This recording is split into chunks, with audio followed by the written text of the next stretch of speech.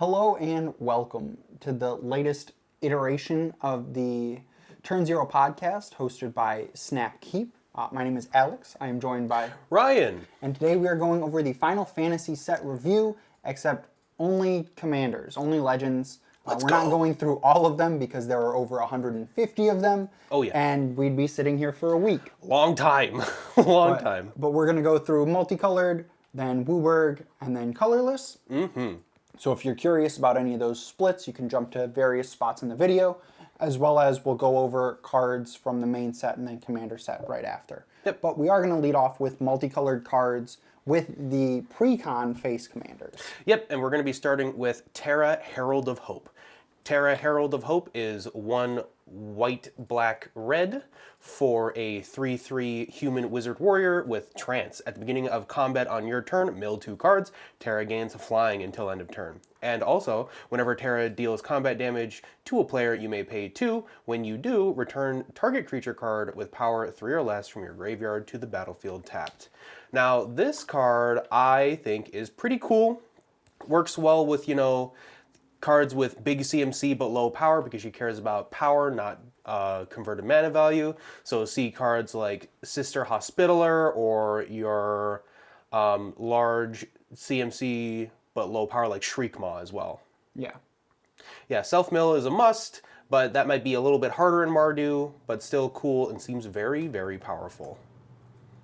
Yeah, I think she's going to be something that a lot of people start to build just based on the fact that she's a face commander and one of the I would say one of the more known characters from Final Fantasy. Like she's someone that I already kind of knew existed. Yeah. 6 is very very popular game, and she will see probably a lot of play.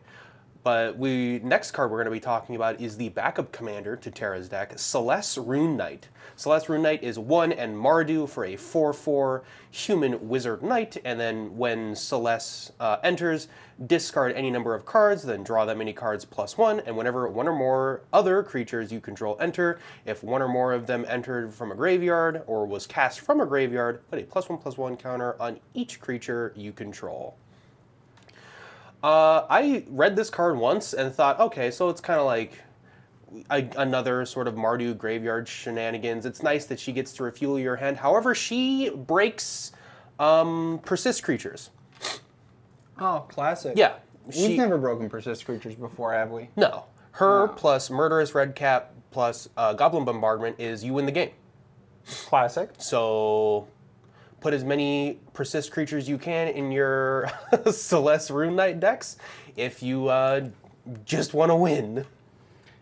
Yeah, it feels very par for the course that based on these other decks that there are very simple combos to add to some of these pre-cons. Yeah, not really future-proof, but how can you? She works really well with Terra and the whole theme of the deck of like self-mill and then returning things from your graveyard, like little small things. She makes them bigger, but it just so happens that when the persist creature comes back, the +1/+1 counter she gives negates the -1/-1 counter that the persist creature comes back with. But moving right along, we're going to be talking about the next face card from the commander deck in Cloud X Soldier.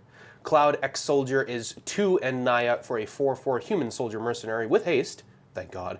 When Cloud enters, attach up to 1 target equipment you control to it, and whenever Cloud attacks, draw a card for each equipped attacking creature you control. Then if Cloud has 7 or more power, create 2 treasure tokens. Man, Mr. Final Fantasy himself, and he turns out he's just another Boros Voltron commander featuring green. I mean, at least he has haste.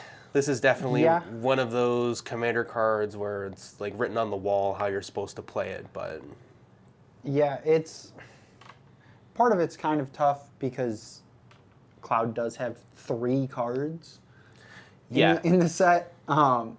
At least just as legendary creatures, 3 cards. And there's quite a few commanders throughout the set that can just be built as Voltron style.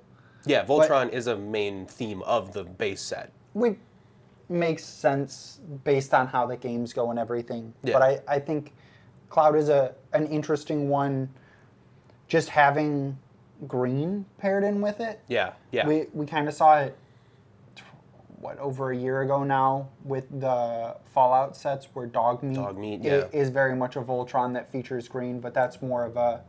Auras. I would call that an Auras deck. Yeah. It includes a bunch of equipment, but that deck just kind of feels better as an Auras deck, in my opinion. Yeah, I mean, Cloud is probably one of your favorite Final Fantasy characters, and this card's pretty good. He has haste. He gives a free equip.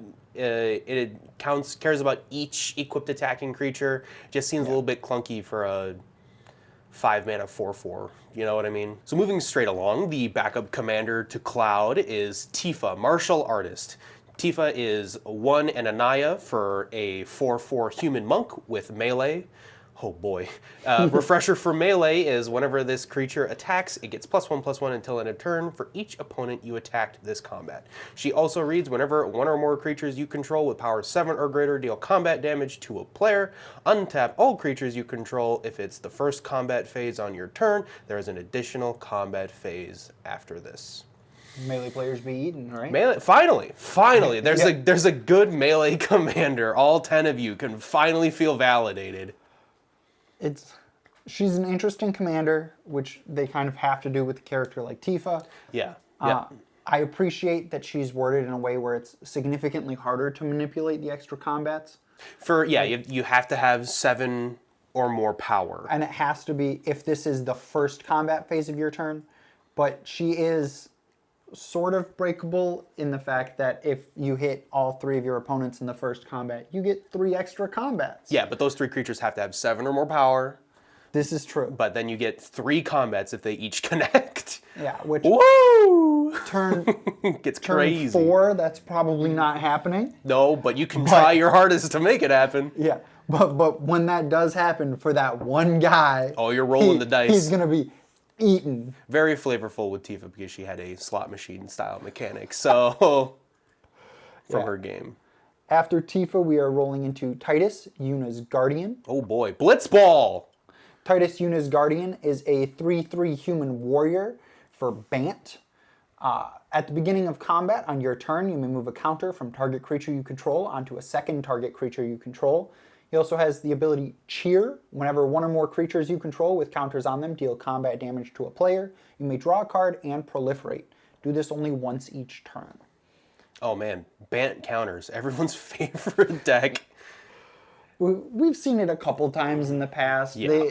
Wizards has tried to make it work in various cases. I think Streets of New Capenna had it. Yep. I guess both of the decks that I thought of were from Streets of New Capenna. Yeah, there's Exalted with Rafika the Many. Yeah. He cares about counters. And I was thinking with Streets of New Capenna, the card... Falco Spara. I was thinking of Perry, where he cares about different kinds of counters. The Pulverizer. Yeah. Perry the Pulverizer, which was a precon then too. But Falco Spara being the deck that you have that cares about counters and Bant. And just the proliferate, being able to proliferate, shield counters and the like. Yeah. An interesting thing to do. He moves around any type of counter, so +1/+1 shield keyword. I mean, and all of that in one package seems, pretty good if you're looking for like a Bant counters deck. But next is the backup commander to Tidus, Yuna Grand Summoner. Yuna Grand Summoner is 1 and Bant for a 1/5 human cleric, and she has Grand Summon. Tap, add 1 mana of any color when you next cast a creature spell. This turn, that creature enters with 2 additional +1/+1 counters on it, as well as whenever another permanent you control is put into a graveyard from the battlefield, if it had 1 or more counters on it, you may put a number of +1/+1 counters on target creature. Wow. That seems pretty good with summons. Yeah. It's like a 4-mana mana dork in the command zone, But, I mean, that mana dork is getting you a bunch of value. It's a super cool card. Works really well with summons. I'm liking it a lot. It works well with untaps, too. So... She also sort of just goes infinite with Freed from the Real. A lot of cards go infinite with Freed from the Real. Which I guess is hard to avoid with the card existing, but her being able to just make something infinitely big before even casting it is a little tough. Yeah. Yeah, it is tough, but still, I mean, her ability, like, when the thing dies with counters on it, she cares about counters, not +1/+1 counters. She gives them. Yeah. But when a saga dies, when it's the third or fourth or however many chapters are on it, those counters, like, go on something else in the form of +1/+1 counters. So it works really well with sagas as well as summons from the set. She feels like a really good sagas and summons commander. Yeah. Especially just in kind of the Bant color pie, being able to take advantage of that. Yeah. And past, I think generally, like, Doctor Who sagas are the ones that come to mind, as terrible as that sounds. Because that had a lot of dealings with time manipulation as far as lore counters and everything go. Yeah. But I think she's interesting. I think it's kind of funny that Tidus is the face commander. Tidus, Yuna's Guardian, yep, is the face commander for a deck that then includes Yuna. Works flavorful. Flavorful. Yep. But next is my wife. Y'shtola Knight's Blessed. Y'shtola Knight's Blessed is 1 an Esper for a 2/4 cat warlock with vigilance, and at the beginning of each end step, if a player lost 4 or more life this turn, you draw a card, and whenever you cast a non-creature spell with mana value 3 or greater, Y'shtola deals 2 damage to each opponent, and you gain 2 life. My queen, my woman, Esper control, we're back, baby. We never left, honestly. But, you know, slap a curiosity on her, you know, cast your snuff outs, cast your dismembers, like Pay the life. Pay the life, you know what I mean? You can lose the life and still hit everyone, you know what I mean? Yeah, it's just the amount of like good 3 mana removal in Esper is insane with like Void Rend and Toxic Deluge and like Anguished Unmaking. It's just fueling your game plan as well as taking care of threats on your opponent's side of the board. She is like everything you want, the life manipulation and everything that an Esper control commander like wants to be. She could also be interesting with something like Goad, because you do benefit from, say we're playing and you hit Al. Yeah, and it just says, takes 4 damage. And then it's, hey, I'm drawing a card for you hitting him. Like, this is great. Yeah. It's Nelly Borka, but one-sided. Oh! I have a PTSD with Nelly Borka. Oh, we all do. It's something we can't escape at this point. After Sholta, we have Grahatia, Scion Reborn. Grahatia is a 2/3 cat wizard for Esper. Has lifelink, as well as the ability to throw wide the gates. Whenever you cast a non-creature spell, you may pay X life, where X is that spell's mana value. If you do, create a 1/1 colorless hero creature token and put X 1/1 counters on it. Do this only once each turn. My boy. My boy. I mean, it does everything. Rewards you for casting spells in Esper with an army of tokens. They go wide and tall for every spell you can pay life. Yeah, going wide and tall has never been something dangerous in a game before. No, of course not. It totally won't get out of control, especially in Esper. Yeah, it's really interesting. I think the card itself is very good and sets up a cool play pattern between mixing kind of spell slinging and creatures. Yeah. Because you are still going to want to include creatures in your deck, obviously. Yeah. But being rewarded for casting your non-creature spells, for casting your dismembers, your snuff outs, getting a body in response. You lose a little life and make a guy. Yeah, and then paying the life for it. I think it's really, really interesting, especially for a situation where like you do cast removal at instant speed, pay a little bit of life, and if you're in combat, you can remove an attacker and then make a blocker at the same time. Yep, because it's once per turn, but it doesn't say only on your turn. Yeah. You can kind of shuffle around between all of those, which is just a really nice thing to do. Oh, yeah. The next card we're going to talk about is one that I'm excited for just because I think he's a little fucky-wucky. Interesting. Absolute Virtue for 6 white and a blue. You get an 8/8 legendary creature avatar warrior. This spell can't be countered, has flying, and you have protection from each of your opponents. Final Fantasy XI players, they know. they know. I think this card's hilarious. I mean, I think the archetype you would build is probably Pillow Fort. Yeah, you slap a way to give it like hexproof or indestructible. Find a way to get to turn 8 to cast it. Yeah, somehow. Like, Yeah. You're not in the ideal ramp colors. Mostly catch-up ramp. And then maybe like a high tide or something. Yeah, it is very chunky, but it definitely does fit if you just want like a generic like Drago control style thing.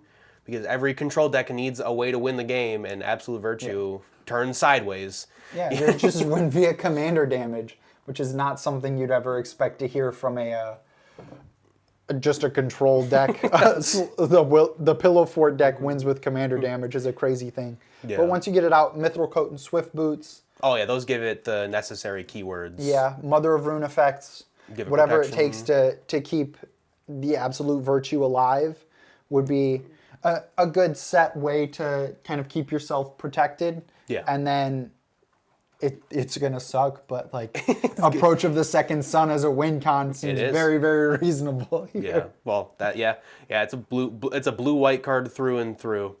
But next up, we're going to be talking about a very interesting card, I believe, in Cecil Dark Knight. Cecil Dark Knight is a single black for a 2/3 human knight with Death Touch and the ability Darkness. When Cecil deals damage, you lose that much life.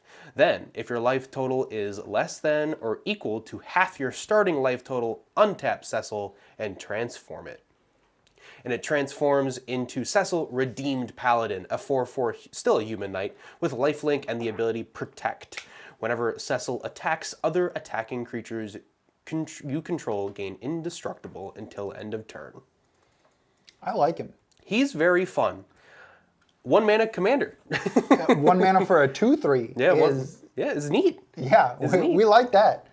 I think it's interesting. They've been coming out with more and more cards that care about both life gain and life loss. Yeah, it's tipping the scales. Yeah, it's very much a balancing act. I think with Cecil, you want to float as close to 20 life as possible. Yeah. So get yourself down to 20 and then kind of gain your way back to tinker with the line. That way you get the benefits on both sides. Because I think he could be sort of difficult to play with if you get too far below or if you're just too consistently gaining life. I think it's an interesting deck building kind of like puzzle to figure out what side you majority want to build for. And whether or not, like, you can stay above the half life and just keep Cecil on the front side, or immediately try to get as low as you can, flip him over, and then start chipping back up in life. You know what I mean? Yeah. And I think that is just baseline a very interesting sort of like deck building challenge. Yeah, because I think if you start chipping back up and he gets removed, then you have the issue of, okay, now I have to get back under again. And then we're climbing the ladder again. Gotta spin that hamster wheel. Going up, going down, going up, going down. But I think that's interesting. Yeah, it's a cool gameplay set. Yeah. I really enjoy the fact that he untaps when he transforms. Yeah, So I'm swinging him in, I'm losing the life, but hey, now I'm at 19 life. He's going to transform, and now I have a life-linking blocker. Yeah. So if I block, I'm back over 20. Yeah, I think it's just good. Put myself back in the clear. Yeah, this is definitely a good, flavorful commander, or just an inclusion in the 99 of some Orzhov life gain deck. Yeah. Next up, we have Sid, Timeless Artificer. Sid is a 4/4 human artificer for 2 a white and a blue. I love me my Sids. Sid reads, artifact creatures and heroes you control get +1/+1 for each artificer you control and each artificer card in your graveyard. A deck can have any number of cards named Sid Timeless Artificer, and cycles for Azorius. Oh, the flavor. The flavor is palpable. The flavor I love this. All of them. In every Final Fantasy game, there is a Sid that helps or sometimes hinders your opponent, the player on their journey. And just the fact that he's a relentless style creature, he has 16 different arts in the set. Oh, it's beautiful. I love it so very much. I don't think he's a commander, but he's definitely a cool like deck building, like relentless style of deck. And I think as a commander, you probably aren't running multiple Sid to take advantage of that. If you are, you really need the mirror box effect. And then after that, you're just playing artifacts and artificers. Yeah, definitely a 99 card, but we got to talk about Sid. He's in every game. Our next card we're going to be talking about is Hope Estheim. Hope Estheim is a 1 and a blue for a 2/2 human wizard with lifelink, and at the beginning of your end step, each opponent mills X cards, where X is the amount of life gained this turn. I love it. Wow. If you want to talk gorgeous. about, like, it's simultaneously like the most saltiest card, but the most like new player Timmy card I have ever read. It cares about mill and cares about life gain. There's 2 wolves in every single Hope player. It all depends on which one you feed.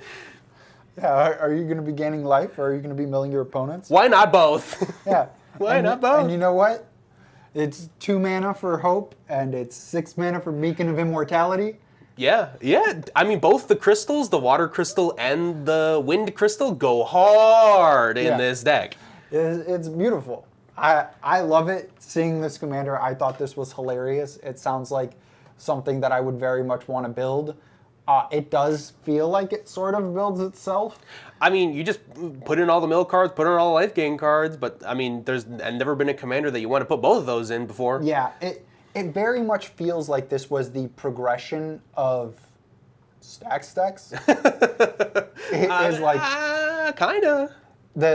The win condition for mill is often a longer game, and the win condition for life gain is often a longer game. Oh, match made in heaven. Yeah, so it only makes sense that eventually they'd be put together. Yeah. And here we go. Now you have the Hope. I will say, Hope does have a little bit of a sort of like weird timing restriction. He only triggers at your end step. So if you gain a whole bunch of life and then someone kills him before you get to the end step, you won't get any of the mill with Hope. So you have to like think about that as you're building him. Don't just assume it's like Mesmeric Orb or any of the other mill type effects. He only triggers at your end step. Yeah, but it's fine. You're a Azorius. You got ways to protect him. you have things to take care of your bottom line. You have methods here. All right, Alex. What's our next card? Next up, we have Emet-Selch Unsundered. It's Emet-Selch. Emet-Selch Unsundered. Emet-Selch Unsundered is a 2/4 Elder Wizard for 1 and Mir. He has Vigilance. Whenever Emet-Selch enters or attacks, draw a card, then discard a card. At the beginning of your upkeep, if there are 14 or more cards in your graveyard, you may transform Emet-Selch.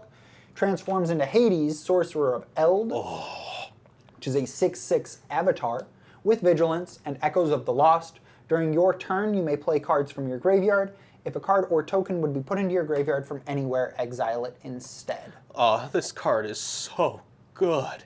Flavor-wise and gameplay-wise. You gotta mill a little bit, and then you flip them over, and then you get Yogwill on a 6/6 with Vigilance.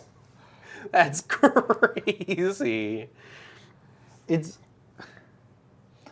You don't like this card, do you? I want to temper my expectations with it. Alex does not like this card. The second line of text on the back is the part that scares me, where if anything goes to your bin while he's flipped, it gets exiled. But just win.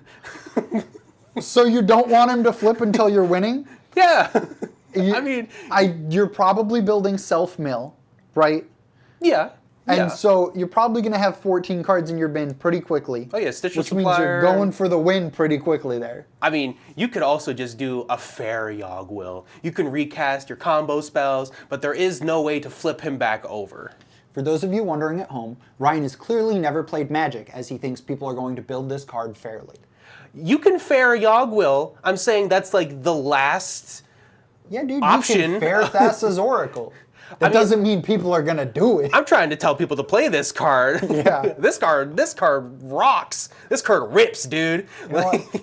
This is your Demonic Consultation Thassa's Oracle deck. That's only one game changer. Is there anything wrong with that? There's absolutely not. And you know what? If you mill them away, you can play them from your graveyard. Yes, sir. It all works out. I will say I do like the very cute theming of cards that care about the number of cards. Like Cloud cares about 7 power. Emet-Selch from Final Fantasy XIV cares about 14 cards in your bin. I thought that was very cute. It feels like our most common numbers are 7, 14, and 2. throughout the... Two of those three are very popular Final Fantasy games. So next up, we have Golbez, Crystal Collector. Golbez, Crystal Collector is a demure for a 1/4 human wizard, and reads, whenever an artifact you control enters, surveil one. And at the beginning of your end step, if you control 4 or more artifacts, return target creature card from your graveyard to your hand. Then if you control 8 or more artifacts, each opponent loses life equal to that card's power. You can just rerun an artifact creatures. Yeah. No, I think it sounds great. Yeah, no, I think this card for 2 mana, especially in like a self-mill style thing where you want like cards in the bin or just like card advantage. Yeah. 2 mana, 1/4 surveil whenever you cast like a Mauritius Bauble or Urza's Bauble. That's crazy. That's insane. Something I didn't think of when we made notes, but thought of right now, is this card goes great with Brothers War. With the prototype cards, as well as all the artifact creatures with Unearth. Yeah. Because you just you put those into your bin and unearth them back out. Yeah. Like those fit so beautifully into this deck. Yeah. I will say I do like Golbez a lot because it's an artifact commander in blue-black that cares about artifacts at all the different mana values. Yeah. Because it cares about little things coming in early for the surveils. It cares about medium things coming in early just to get back into your hand. And it cares about big stuff when you have a multitude of artifacts that just dome your opponent. Like this is one of the few decks I think that'll run like an artifact of like almost every mana value. Yeah, that gets you going there. Well, and then you can run... you can run Darksteel Citadel and stuff. Like just Repurposing Bay is the one we just got? Yeah, that is the, what is it called? Birthing Pod for artifacts. Yeah, which is perfect is when you have kind of the line of CMC. Oh, you sacrifice them? Yeah, so then you can go right up the chain, to get your next thing until you get to your Blightsteel Colossus. Yeah. Because you absolutely run that. There's no reason not to. That's pretty gas. And it'll be hilarious, but it'll be so much fun. Yeah, I really like this. A Dimir Artifacts deck, it seems super, super interesting. On like something that would be really fun to build. All right, Alex, lay us on the next card. Yeah, we're going to go dancing with Black Waltz number 3. I've never played this game, so I don't know why he's called that. Me neither. You know what? Maybe next set we get the Mamba number 5. Oh. So Black Waltz number 3 is a 2/2 legendary creature wizard for 2 and Rakdos. Flying, Death Touch. Whenever you cast a non-creature spell, Black Waltz number 3 deals 2 damage to each opponent. And I love it. You get a Gutter Snipe in the command zone that does double the damage. And not only flies, but also dissuades attacks anyway by having Death Touch. It just does have Death Touch, yeah. Yeah, and it looks sick. Yeah. Rakdos Spellslinger, I guess, yeah. Yeah, it just looks like a fun card to play. I feel like there's... I mean, the way you build it is obviously going to be Rakdos Spellslinger. You're going to toss in Gutter Snipe and all of the damage from casting spells effects. And damage doublers?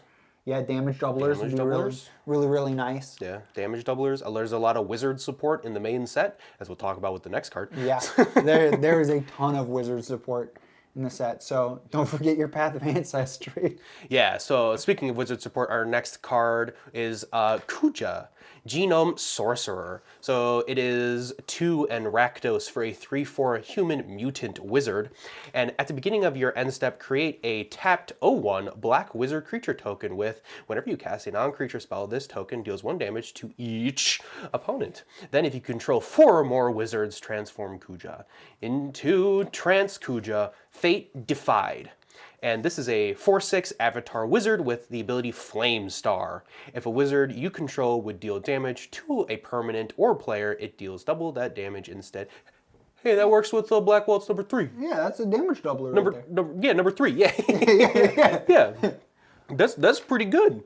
I really like that to transform, you need Kuja and 2 wizards, right? Because he'll create the 1 and then check to see if you have 4. Yeah.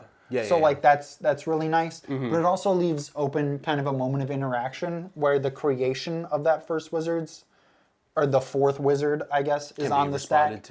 And so then someone just removes the 3rd wizard in line, so that you're still then only left with 3.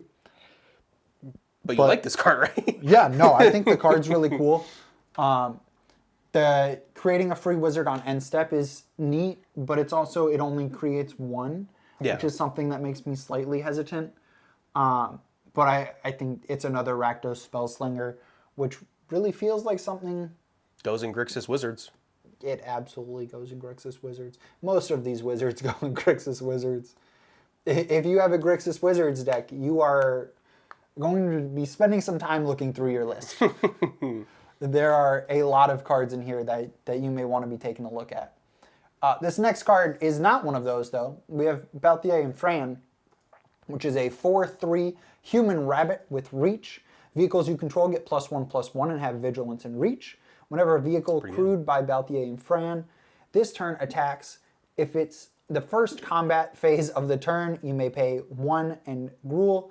If you do, after this phase, there's an additional combat phase. I forgot to read their mana cost, which is 1 and Gruul. 1 and Gruul. Yeah, I mean, it's a Gruul commander that cares about vehicles and gives you extra combats, which is something you always want in your Gruul effects, so...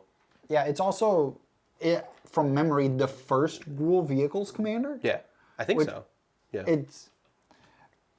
Generally, green doesn't really care about artifacts, so it's not entirely surprising. They got some good vehicles, though. Yeah, like but being able to crew the vehicles, giving vehicles vigilance and reach is a really cool effect. Yeah. It's a lore. And then pumping them, and gives them extra combat. Like, what more can you want? You know what I mean? Card's just good. It's cool. I think the art's really cool. These are characters that I've personally never heard of. Same, but they're cool. They give off Helena and Elena vibes. Roommates. Yeah. Our next card is Gladiolus Amicitia, 4 and Gruul for a 6/6 human warrior. When Gladiolus enters, search your library for a land card, put it onto the battlefield tapped, then shuffle, and has a landfall ability of whenever a land you control enters, another target creature you control gets +2/+2 and gains trample until end of turn. Welcome back, Golos. It's been a long time. Didn't he get banned for this? Yeah, welcome back. The Gladiolus does have a very similar effect to Golos, Tireless Pilgrim, of when he enters the battlefield, he finds any land, puts it on the battlefield. For Gladiolus, it is tapped, and he is 6 mana, but you will find a way in a landfall deck. Absolutely. And you're in green, it's a landfall deck. You're absolutely going to get there sooner rather than later. You're going to be able to find whatever lands you want. You obviously run Amulet of Vigor and Spelunking here because he'll have them come in tapped, and then those will just untap it, make it a little bit easier. Possibly a Food Chain Commander.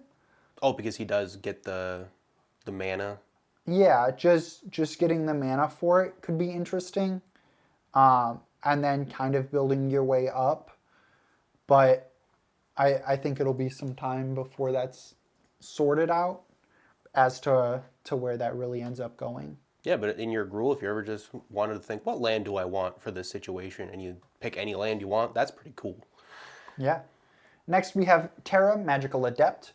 For 1 and Gruul, you get a 4/2 Human Wizard Warrior. When Terra enters, mill 5 cards. Put up to 1 enchantment card milled this way into your hand. Then she has Trance. For 4 and Gruul, tap, exile Terra, then return it to the battlefield transformed under its owner's control. Activate only as a sorcery. Transform, you get Esper Terra, which is a 6/6 legendary enchantment creature saga wizard. Oh my god. Bear with me. Chapter 1, 2, and 3. Chapter 1, 2, and 3, create a token that's a copy of target non-legendary enchantment you control. It gains haste. If it's a saga, put up to 3 lore counters on it. Sacrifice it at the beginning of your next end step. Chapter 4, add 2 white, 2 blue, 2 black, 2 red, and 2 green. Exile Esper Terra, then return it to the battlefield. Jesus. Which will flip her back over, and she's a 6/6 flyer. She definitely feels like the deck for summons. Oh yeah, 100%. Yeah, so summons, sagas, both of those go really, really well in here. I saw her and immediately thought of her as the replacement to Tom Bombadil. Yeah. Because I feel like when he was made, everyone was like, oh, we finally have like a 5-color sagas commander. And now you have 2 at least. Yeah, she provides a little bit more benefit. So I guess if you like Lord of the Rings more or Final Fantasy more, that'll be your deciding factor as to which one you run. Yeah, it is neat that she puts up to 3 lore counters on the saga, so you can just pick and choose which chapter ability you want to trigger. One, why not? Or you can just straight up get all 3 of a Saga ability and pop it and just get that value going. Yeah, and just move along, make it a little bit easier. But working with summons feels very so cool. It's so cool. And being 5 color, meaning you get to use all of them. All of them. Yeah, but our next card is Serapheron. Serapheron is 1 and Selesnya for a 2/2 human citizen. Hey, a citizen. That's neat. I didn't even read that the first time. The first legendary creature spell you cast each turn costs 2 less to cast. At the beginning of combat on your turn, if you control 2 or more legendary creatures, you may transform Serapheron. On the backside, it is Crystallized Sarah. Oh god, what happened to her? The first legendary creature spell you cast each turn costs 2 less to cast. Other legendary creatures you control get +2/+2. Man, if there wasn't a Selesnya Legends commander, this one's it, dog. You know what I mean? This is Selesnya Joda. Yeah, it's just pack as many legends as you can into your deck and just get value off of just having them. Hey, that's what they did with the set. Wow. Well, yeah. There's so many legends in this. If you're looking for your, if just to include in like your Selesnya legends or like 4-color, 5-color legends deck, I mean, the first one costs 2 less and then gives them an anthem on the back for +2/+2. Some legendary creatures really care about their power numbers or their toughness numbers, so it's just gas. So more importantly, completely not knowing the lore. Yeah. You think she like got Han Solo'd to be crystallized, or you think it's more like the female Titan from Attack on Titan where she crystallizes herself? Thanks for the spoiler, but joking. Hey, that's season 1.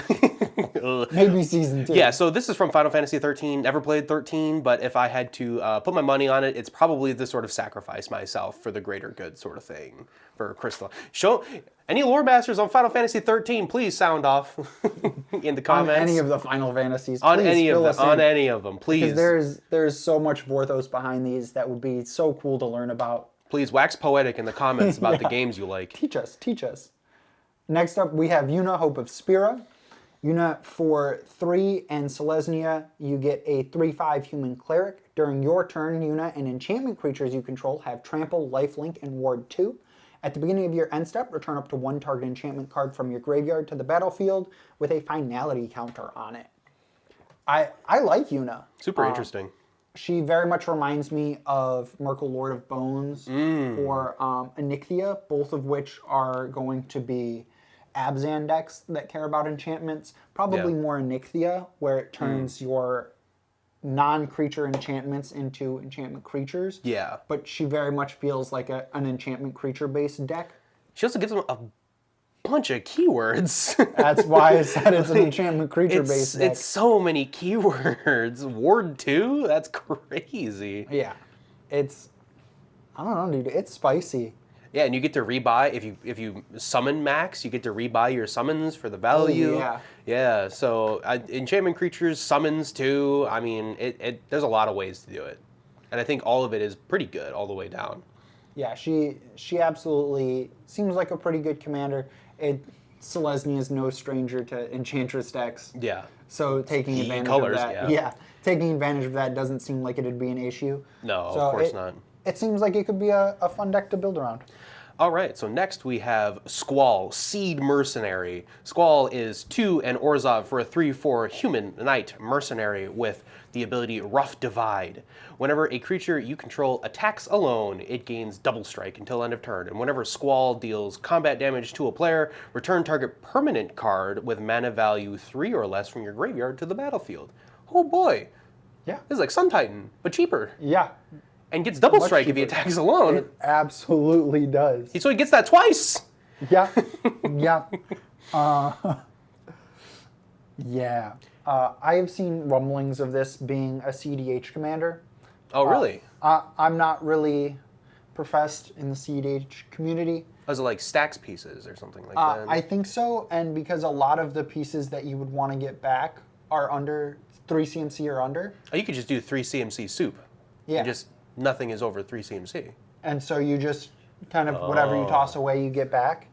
And then double strike. There's not a whole ton of creatures and blocking. So if you're just swinging with Squall, getting the double strike and getting some things back, Feels like a pretty good game plan. That's pretty good. Yeah. There is a land with Exalted on it, so if he Yeah, attacks alone. You obviously run Cathedral of War. Yeah. I don't know why that popped into my head, but yeah. Hey, he has his own version of Exalted, getting the double strike. Rough Divide. It's a very similar thing. Yeah. Very cool card. You will see a lot of Squall decks. Very popular character as well. Yeah. Seed Mercenary is a wild name, though. Yes. Next, we have Telegreat Sage. For 3 and Is It, you get a 3/3 human wizard. Whenever you cast a non-creature spell, create a 1/1 colorless hero creature token. If 4 or more mana was spent to cast that spell, you draw 2 cards. If 8 or more mana was spent to cast that spell, you sacrifice Tella, and it deals that much damage to each opponent. And this is, it feels like a phenomenal Is It commander. Yeah. I mean, he rewards you for casting the spells, and then as the spells get bigger, he explodes. Yeah, absolutely. And domes everyone. I think 4 mana, draw 2, get a 1/1 is a good rate. That's fine. On top of whatever you're already doing for 4 mana. Yeah. And then at 8 mana, you draw 2, get a 1/1, deal 24 damage across the table, and get whatever you're spending 8 mana on. Granted, Yeah, honestly? oh no, my commander died.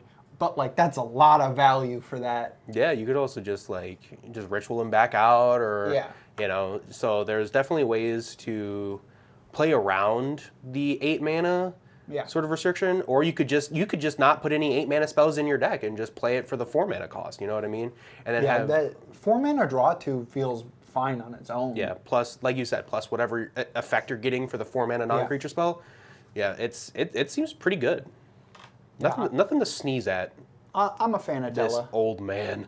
All right, so next up, we're talking about the Emperor of Palamecia. Is it for a 2/2 human noble wizard. He has a mana ability of tap, add red or blue. Spend this mana only to cast a non-creature spell, and whenever you cast a non-creature spell, if at least 4 mana was spent to cast it, I'm seeing a theme here with the Is It cards. Put a +1/+1 counter on this creature, and then if it has 3 or more counters on it, transform it into the Lord Master of Hell. That's sick. Yeah. So the Lord Master of Hell is a 3/3 demon noble wizard. Hey, demon mentioned. With the ability Starfall, of whenever the Lord Master of Hell attacks, it deals X damage to each opponent, where X is the number of non-creature, non-land cards in your graveyard. Yeah, I mean, it's a 2 mana dork, right? Yeah, which, few and far between in Is It. Yeah. Yeah. It'll get to be a 5/5, then transform into a 6/6. He will have his counters when he transforms. Absolutely, which is why he'll become a 6/6 there. And then after that, he deals good extra damage. I mean, you're obviously going to be playing a lot of non-creature spells. Yeah, It's an Is It spell slinger deck. And then when he attacks, he deals X damage to each opponent, where X is the number of non-creature, non-land cards in your graveyard. Yeah, so you're just getting extra damage on top of the 6/6 beating in. Yeah, and especially if because you have so many cards, if you can not, I know it's hard for all the Is It players out there to not look at the graveyard, Yeah. but if you can just maximize it and then get one slam jam in and then start casting things from your graveyard post combat, maybe that works. Well, and especially if you're doing incremental damage throughout the game, and then you don't even swing with them until late game. Yeah. Then you're swinging in and it's like, hey, I'm going to deal, 16 damage to everyone. That could be enough to just end the game for you. That's pretty good. That's pretty good. And that is just an attack trigger. I mean, that's not a damage trigger. Yeah, it is an attack trigger. That is pretty big. It could be slightly spicy. But next we have... Man, talk about the best card in the set like this. Vivi Ornitier. For 1 and Is It, you get a 0/3, and nothing crazy. Keep reading, Alex. Oh, yeah. For 0, you add X mana in any combination of blue and or red, where X is Vivi's power. Activate only during your turn and only once each turn. That's 0. Keep going. Oh. Whenever you cast a non-creature spell, put a 1/1 counter on Vivi, and it deals 1 damage to each opponent. Huh? What does this card say? This is a problem. This card's good. Yeah. This card's unbelievably strong. Absolutely. This bitch stupid. It adds an amount of mana equal to red and or blue. Usually it's just red. It rewards you for casting the non-creature spells by growing Vivi as well as pinging the table. So you can get Vivi's power to be astronomically large, as well as just keep pinging everyone and keep adding more mana to keep the storm train going. Yeah. Huh? What? It's going to make our Izzet players do some math. I mean, I say about the same amount of math they were doing before. Maybe a little bit more, because they're going to have to cast the spells and then decide at what point they add more mana. They at least have to bust out a dice to represent Vivi's power, which too many Izzet players don't really do. Yeah, that's definitely going to help. Yeah. But on the bright side, right, it only says when you cast spells. It doesn't care about if you copy a spell. So we get a little bit of relief there. Yeah. Yeah. This is the tiniest bit. Hey, we'll take what we can get. Yeah, Vivi is like hyped up to be like a top tier card from the set. So most people are looking to be playing Vivi. So I think this card is very powerful, going to be very strong, and is going to be probably top 5, maybe even top 3 Izzet commanders in the entire format. You're going to see it a lot because it's a strong card, and then you're going to see it a lot just from people thinking it's adorable. Yeah, very cute. Very cute little guy. Very cute little guy. You're getting hit from both sides there, which, you know, there's only so much you can do about it. But our next card is Genova Ancient Calamity. It's 2 and Golgari for a 1/5 legendary creature alien. Ooh. I played Final Fantasy VII. I know this is Sephiroth's mom. At the beginning of combat on your turn, they played the game. The remake is already out. Come on now. Yeah, that's right. At the beginning of combat on your turn, put a number of +1/+1 counters equal to Genova's power on up to one other target creature. That creature becomes a mutant in addition to its other types. Whenever a mutant you control dies during your turn, you draw cards equal to its power. Yeah. Yeah, it's just, if you want to talk about, like, she cares about mutants, and that's very flavorful for Final Fantasy VII. Oh boy, oh boy. Yeah. Yeah, it's Golgari +1/+1 counters. I will say it is easy to fall into the trap of I got to include mutant cards. However, Genova makes mutants. Yeah. You know what I mean? She cares about it when they die, but she makes mutants so you don't have to, like, mutant max, because you're going to be playing a majority Fallout cards. Yeah, there's, I want to say something like 1/3 of the mutants in Magic right now are cards from Fallout. But you don't have to run all of them, as she will make some of them. I still recommend running some mutants. Yeah, there's some especially generically good mutants, yeah. There's a lot of the Fallout mutants in Golgari colors. Yeah. Which feels very, very fitting for this anyway. Yeah, it's also fun because usually when you have a commander like this, it wants to be the center of attention. You want to put all the counters on it, but you just putting one counter a turn, like you putting maybe like 1 or 2 counters on Genova and just having her sit back there and like tug the strings and making everyone else attack and die, and then making everything else bigger, drawing cards, is pretty good. Yeah, it feels very fitting. And you draw for their total power, not just the number of counters on them. Yeah, yeah. Which is going to be something that's really nice. Next, we'll transition into our second Cloud, Cloud Planet's Champion. For 3 in Boros, you get a Human Soldier Mercenary for 4. During your turn, as long as Cloud is equipped, it has Double Strike and Indestructible. Equip abilities you activate that target Cloud cost 2 less to activate. This is just equipped to Tribal. It's just Boros Voltron. Yeah. It is another Cloud. This is the starter deck Cloud, I believe. And it's just, he's just has everything you want. Sort of like, you know, like a baby's first Voltron commander, you know? Yeah. You don't have to worry about him dying when you swing him in. Yeah, yeah. He equipped 2 Tribal, so you can put all of the swords on him, all the various equipment that comes from this set. The Buster Sword. Yeah. If you don't run Buster Sword in this deck, there is an issue. If your commander is Cloud, you have to run the Buster Sword no matter what. You are legally obliged. Yeah, but I don't know what law, but one of them. I'm certain it's in there somewhere. He's just another Boros commander, but he is one you can look at. Joshua Phoenix's Dominant is going to be our next up. We have a 3/4 for 1 and Boros. You get a Human Noble Wizard. When Joshua enters, discard up to 2 cards, then draw that many cards. And then for 3 in Boros, tap, exile Joshua, then return it to the battlefield transformed under its owner's control. Activate only as a sorcery. You'll flip it over for Phoenix, Warden of Fire, which is going to be a wonderful saga. Legendary enchantment creature Saga Phoenix. The first 2 chapters are Rising Flames. Phoenix deals 2 damage to each opponent. Chapter 3 is Flames of Rebirth. Return any number of target creature cards with total mana value 6 or less from your graveyard to the battlefield. Exile Phoenix, then return it to the battlefield. I think this is just a good card. Joshua's good. I think Joshua, like, in any sort of, like, just generic Boros aggro or just some, like, 3-color aggro deck, Joshua just gives you card advantage, like, on ETB, and then on the back, he domes everyone for a couple turns and then, like, reanimates things? Like, huh? Yeah. Like, what's not to love? Yeah, this is Boros aggro. Yeah, I mean, I will say the saga also has flying and lifelink, so you can chip in with Joshua as Phoenix. Yeah, absolutely you can.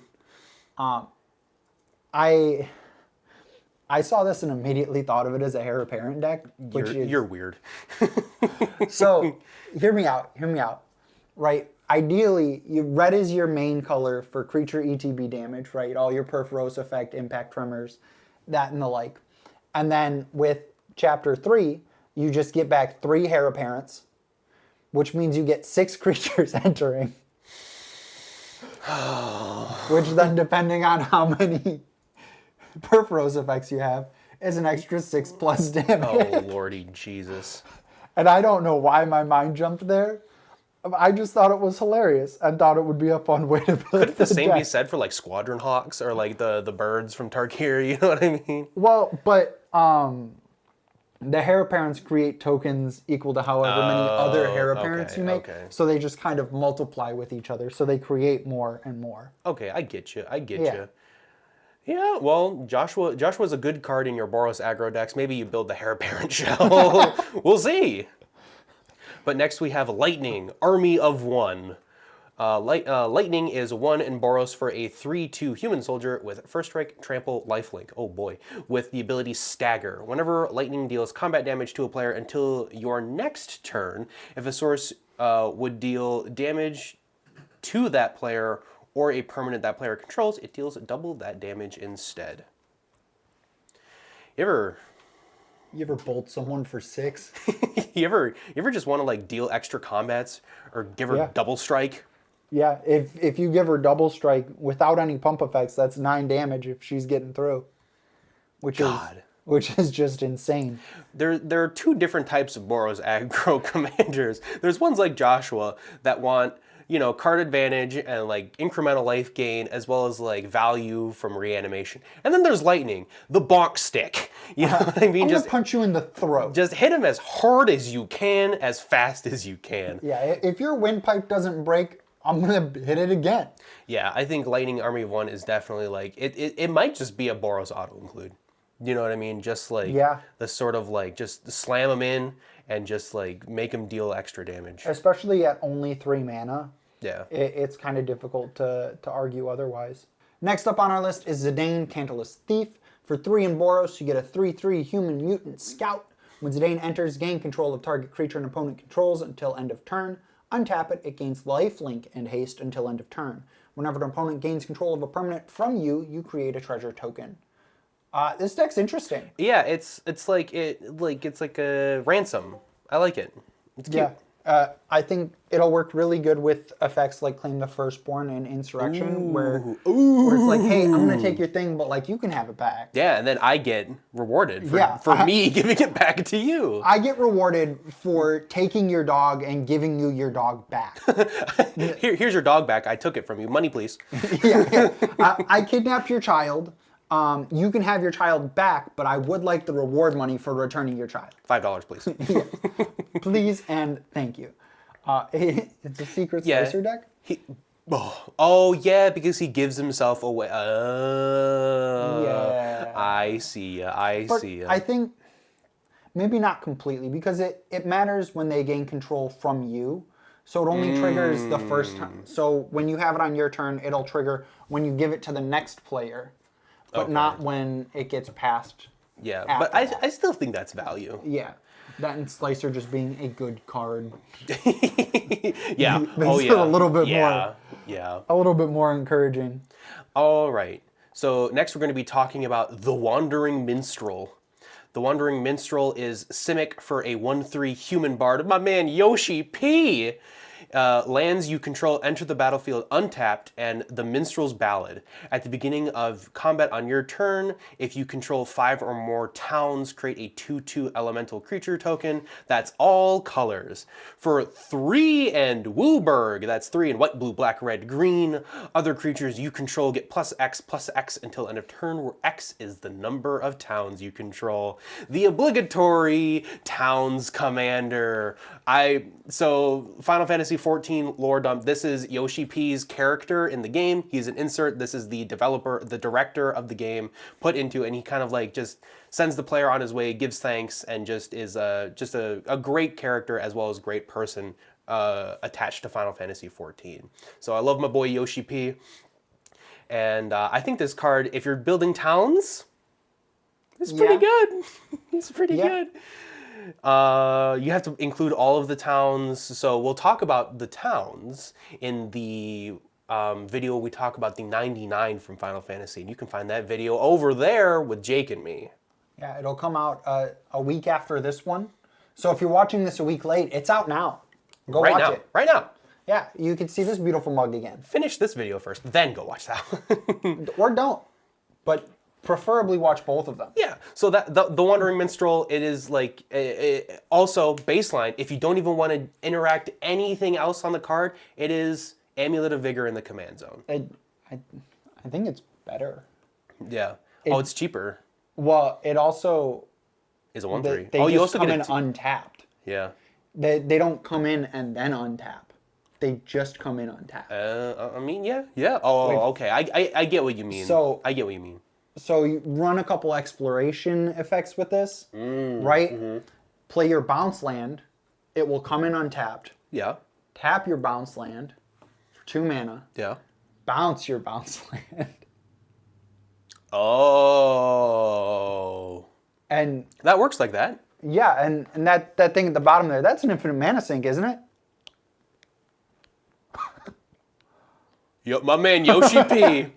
My man Yoshi P. Yeah. I love this card so much. I'm a 5-color hater, but my man Yoshi P got to get some love somewhere. I think it's a good card, and I think it's really cool that it incorporates the towns. Like, you knew there was going to be. There has to be one. There's always one that incorporates the towns. Yeah, there's caves back in Ixalan and stuff like that, and there's gates. Yeah. Thanks, 9 fingers. Yeah. And the art on the Wandering Minstrel, it has all the primals behind him from Final Fantasy 14. Oh, the flavor.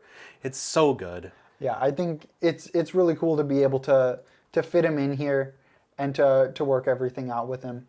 All right, Alex, talk about this pretty little boy coming up next. All right, well, you enjoy yourself in the corner. We're gonna read off Noctis, the Prince of Lucius. Oh yeah, Final Fantasy 15 represent. We get a 4/3 human noble for 1 and Esper. Lifelink. You may cast artifact spells from your graveyard by paying 3 life in addition to paying their other costs. If you cast a spell this way, that artifact enters with a finality counter on it. Oh, D-Gen Esper artifacts, my true beloved. Hey, you ever heard of a Solemnity? Yeah. If you have a Solemnity in play, the cards you cast from the graveyard with Noctis don't enter with a finality counter on it. Yeah, just repeatedly Jeweled Lotus? Yeah, nope, that's banned. That wasn't the one I was Lotus thinking Petal. of. That's the one I was thinking of. You can't repeatedly Jeweled Lotus. Especially if he's your commander, he's already out. Yep. That doesn't make sense either. So Lotus Petal, Solemnity in play with Aetherflux Reservoir is you win the game.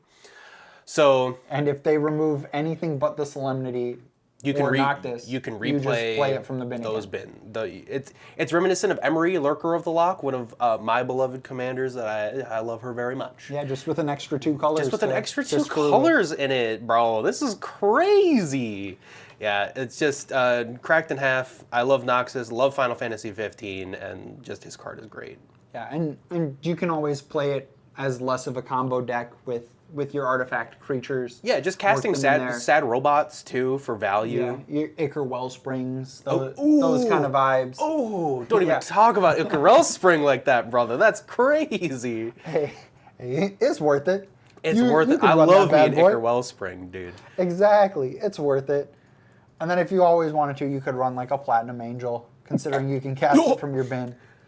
7 mana, a little steep. But sometimes you just gotta do it. Yeah, it helps. All right, so next we're moving on to Kefka, Court Mage. 2 and Grixis for a 4/5 human wizard.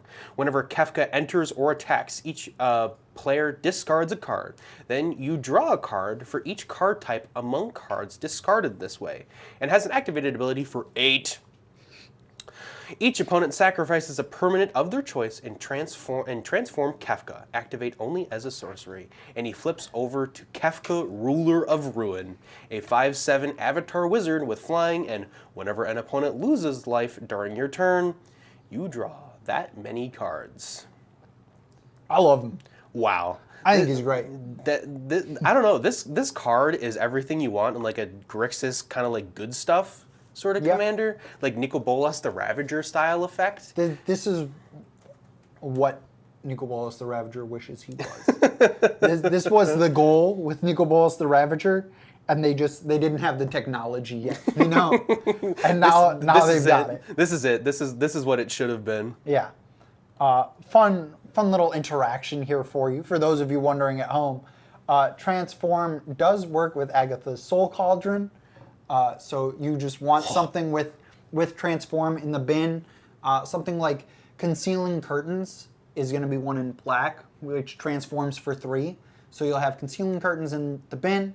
You'll exile it to Agatha's Soul Cauldron. And then for 3, you will transform Kefka instead of that 8. And just kind of cheapen that load a little bit, make it a little bit easier to screw with. And then you get somewhat of a Niv-Mizzet effect on the back there. Yeah, like a damage, Villas Broker of Blood. Yeah, it's spicy. It's just going through. It's also just a 5/7. You know what I mean? It can just swing in. So yeah, Kefka Court Mage, definitely one of those like Grixis Disco or Grixis kind of like grind out control sort of decks. Absolutely. And I love it. I love that it's when he enters or attacks, you get the discard effect, and then for 8 you get this super big splashy effect into this final boss style card on the back. And the full art one with the Final Fantasy VI behind it is probably my favorite art from this set. It's very good. Both sides of the card are just absolutely gorgeous. Unbelievable. All of the art, just as a hand wave, all of the art. They've done Final Fantasy so very well throughout this entire set. It is 100% a love letter, and you can feel the love in every single piece of art, flavor, and little nod to the games. Yeah. Next up, we have something I'm excited for. I was stoked for Kefka too. Go Birds. Now we get to talk about Choco, Seeker of Paradise. For 1 and Bant, you get a legendary creature bird, a 3/5. Whenever one or more birds you control attack, look at that many cards from the top of your library. You may put one of them into your hand, then put any number of land cards from among them onto the battlefield tapped, and the rest into your graveyard. Landfall, whenever a land you control enters, Choco gets +1/+0 until end of turn. You want to talk about birds? Talk about birds, dude. Absolutely. You got to watch out. There's going to be some douche out there. Me playing Dovescape in this deck. And it's going to be great. This is like half the reason I want to build this deck is to run Dovescape because I think that card's hilarious. That's a lot of birds, my guy. Yeah, that's a lot of birds. A lot of birds for me. A lot of birds for you. A lot of birds for Al. A lot of birds for Jake. It's going to be great. We're going to have a wonderful time. You're definitely going to need to find a balance between birds in your deck and landfall. I mean, lands cast the birds, at least. Yeah, well, and there are quite a few cards now, especially after this set, especially after the 99 cards. that are going to be landfall, create a bird. A lot of chocobos. Yeah. A lot of chocobos that make more chocobos. Yeah, so that's going to be something that's nice. But those extra cards you're looking at going into the bin, you're definitely going to want some recursion. Yeah, but that's good that you have like white, so you can get like all of like the helping hand style white small thing reanimate. You can work everything back in. Yeah. But I think this is great. This is the Bant Birds commander people have been looking for, and by people I mean me. Me, I'm people. But I'm certain there are other people out there that agree and that wanted a Bant Birds commander. Yeah, so next we're going to talk about Sin, Spira's Punishment. It is 4 and Sultai for a 7/7 Leviathan avatar with flying. And whenever Sin enters or attacks, exile a permanent card from your graveyard at random, then create a tapped token that's a copy of that card. If the exiled card is a land, repeat this process. Yeah, so this is just like... Man, we're lands maxing. Yeah, this is just oops all lands with self-mill. Yeah. It's just, I'm going to put a whole ton of lands in the bin, then cast Sinspira, and just... Because you copy them, and then because you hit a land, you can redo it. So you're copying another land, another land, another land at random until you hit the one thing, maybe two things that are giant mana value in your graveyard. Maybe a Torment or an Exsanguinate. Helix Pinnacle could go in here. That would be sick. Yeah. we finally have a deck that can win with Helix Pinnacle. When Jake first saw this card, his note was, wait, this is just Cultivator Colossus, but Sultai? And that is an accurate assessment. Yeah. And honestly, yeah. So if you want that, and you have it now. Yeah.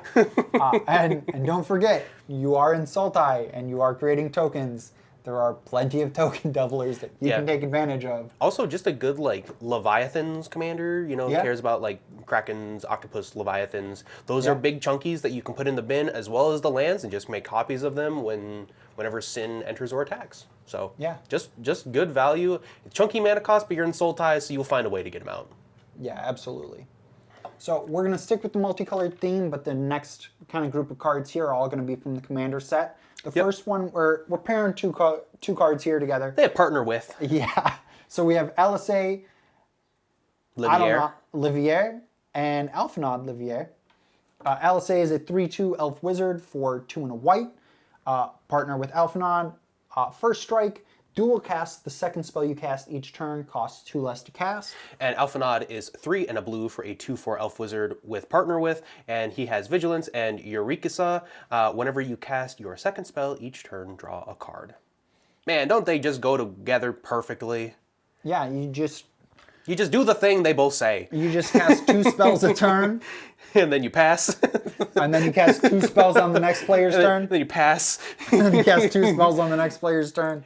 Yeah, I mean, it works well with, like, it really wants you to just cast 1, 2, then stop. Yeah. 1, 2, then stop. It doesn't care about anything past the 2, so it'll work fine with Foretell and Plot. I will say there were cards from Outlaws of Thunder Junction that really cared about your second spell, cast. So maybe look at those cards, but it's definitely just like blue-white spells. We just got Flurry with Tarkir. Yeah, so there's a bunch of different things that care about multiple spells in a turn. Yeah. So this deck is definitely like multiple spells, but it definitely just cares about that one thing.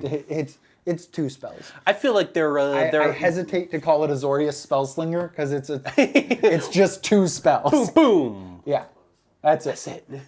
That's it. So it's more like Spellsling Shot. I know Alisaie and Alphinaud. I love them. You love them. It's just that they're better paired with Y'shtola. They're better in the 99 than together as your commander. But you can still run them. They're still powerful. It's one of your commanders says draw a card on it. Yeah. So it's not dead. That's the Al special right there. Exactly. I mean, if we're talking about characters you love, we've got Hildibrand Manderville. Oh, my boy! The 2/2 human detective for 1 and a white. Creature tokens you control get +1/+1. When Hildibrand Manderville dies, you may cast it from your graveyard as an adventure until the end of your next turn. As an adventure... Oh, yeah. Well, our bad boy's got an adventure. Gentleman's Rise. Wow, that sounds inappropriate. For 2 and a black, you get an instant adventure. Create a 2/2 black zombie creature token. I dig him. He's so cool. Like the flavor fits so well with him in the game as well, and it's just value. So you can just cast the adventure from the bin, and then you can cast him later for the regular cost. You know, gets around commander tax. He absolutely just completely avoids commander tax because you're just gonna cast him as the adventure from your bin whenever he dies, and then the adventure is not gonna have commander tax either because it's coming out of the bin.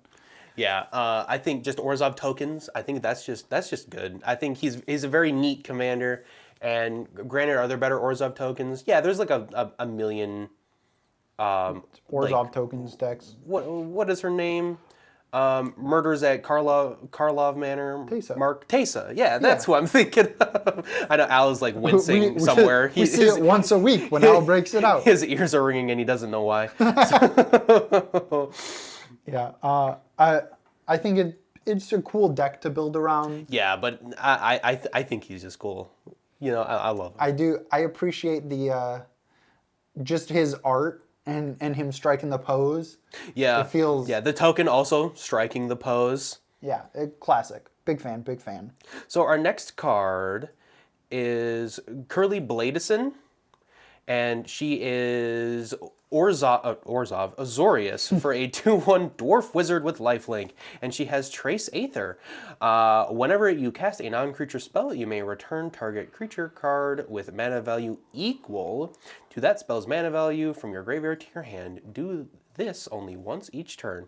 That's neat. I will say you got to be very wary of equal to, not less than, not greater than. It's equal to. It feels like definitely a deck build challenge. Yeah, are all of your non-creatures and creatures equal CMC? Yeah. You know what? Hey, I built this deck. Every single spell in my deck is 4 mana. Yeah, I mean you could. That'd be interesting. And it could be something really fun, really unique. That almost might make it a bracket 1 deck. It's just like, this is 2 mana tribal. Every single spell in my deck is 2 mana. Yeah. Yeah, I mean, you still have access to a couple counter spells. Yeah. Your arcane signet. You can always like regrow your creatures too. Yeah, I think it'll be pretty decent. Very interesting. It probably won't see a lot of play because it does say equal, but I still think it's a cool card and something that's worth mentioning. Yeah. Next up, we have, I don't know how to pronounce this, Lyse Hext. Yeah, don't come at us for the pronunciation. You didn't know how it was pronounced either. Yeah, and if you did, good for you. Yeah, congrats. We're proud of you. Yeah, we're proud of you here at Snapkeep. So for Ms. Hext, we have a 2/2 human rebel monk for 1 in Azorius. She has prowess. Non-creature spells you cast cost 1 less to cast, and as long as you've cast 2 or more non-creature spells this turn, she has double strike. It kind of feels like everything Azorius Spellslinger wants. Yeah, I mean, it's just a prowess growth threat that cheapens your spells. Yeah. And then gives her a worthwhile keyword. Yeah, and then provided you get off the 2 spells to give her double strike, prowess triggers twice, and now you have a 4/4 with double strike. Like that's juicy. Pretty solid. Juicy. You get in 3 times with that, and they die to commander damage. So we're talking about progress here. Oh yeah. Talk about progress. Talk about our next card. My man Urianger Augurelt. It's Azorius for a 1/3 Elf Advisor. Whenever you play a land from exile or cast a spell from exile, you gain 2 life. And he has Draw Arcanum. And is tap. Look at the top card of your library. You may exile it face down and then play Arcanum. Tap until your next Tap until end of turn. You may play cards exiled with Urianger Augurelt. Spells you cast this way cost 2 less to cast. Wow, it's like he's drawing cards off the top of your deck. Yeah. That's such fun flavor. I love Urianger. It sounds kind of like a gimmick. Yeah, it's a cool gimmick deck. Ow. Yeah, I mean, it's you got to plot and foretell your spells, and then they'll cost a little less. Yeah. You got to run the top deck manipulation, but in Azorius, it isn't hard to do that. And as well as like even if you don't, just keeping it there in secret, and just like tapping Urianger whenever you can. It says until end of turn, so you can tap him at the beginning and just wait. Yeah. Just wait. At some point, you can fire off the spell for 2 less. Jake's going to start his turn. You're going to tap him and wait. And then whether or not you do anything with it is Jake's to find out. Yeah. I will say if Urianger dies, everything under him also goes with him. Yeah, it is an instance exile. Yeah. So they aren't just kind of...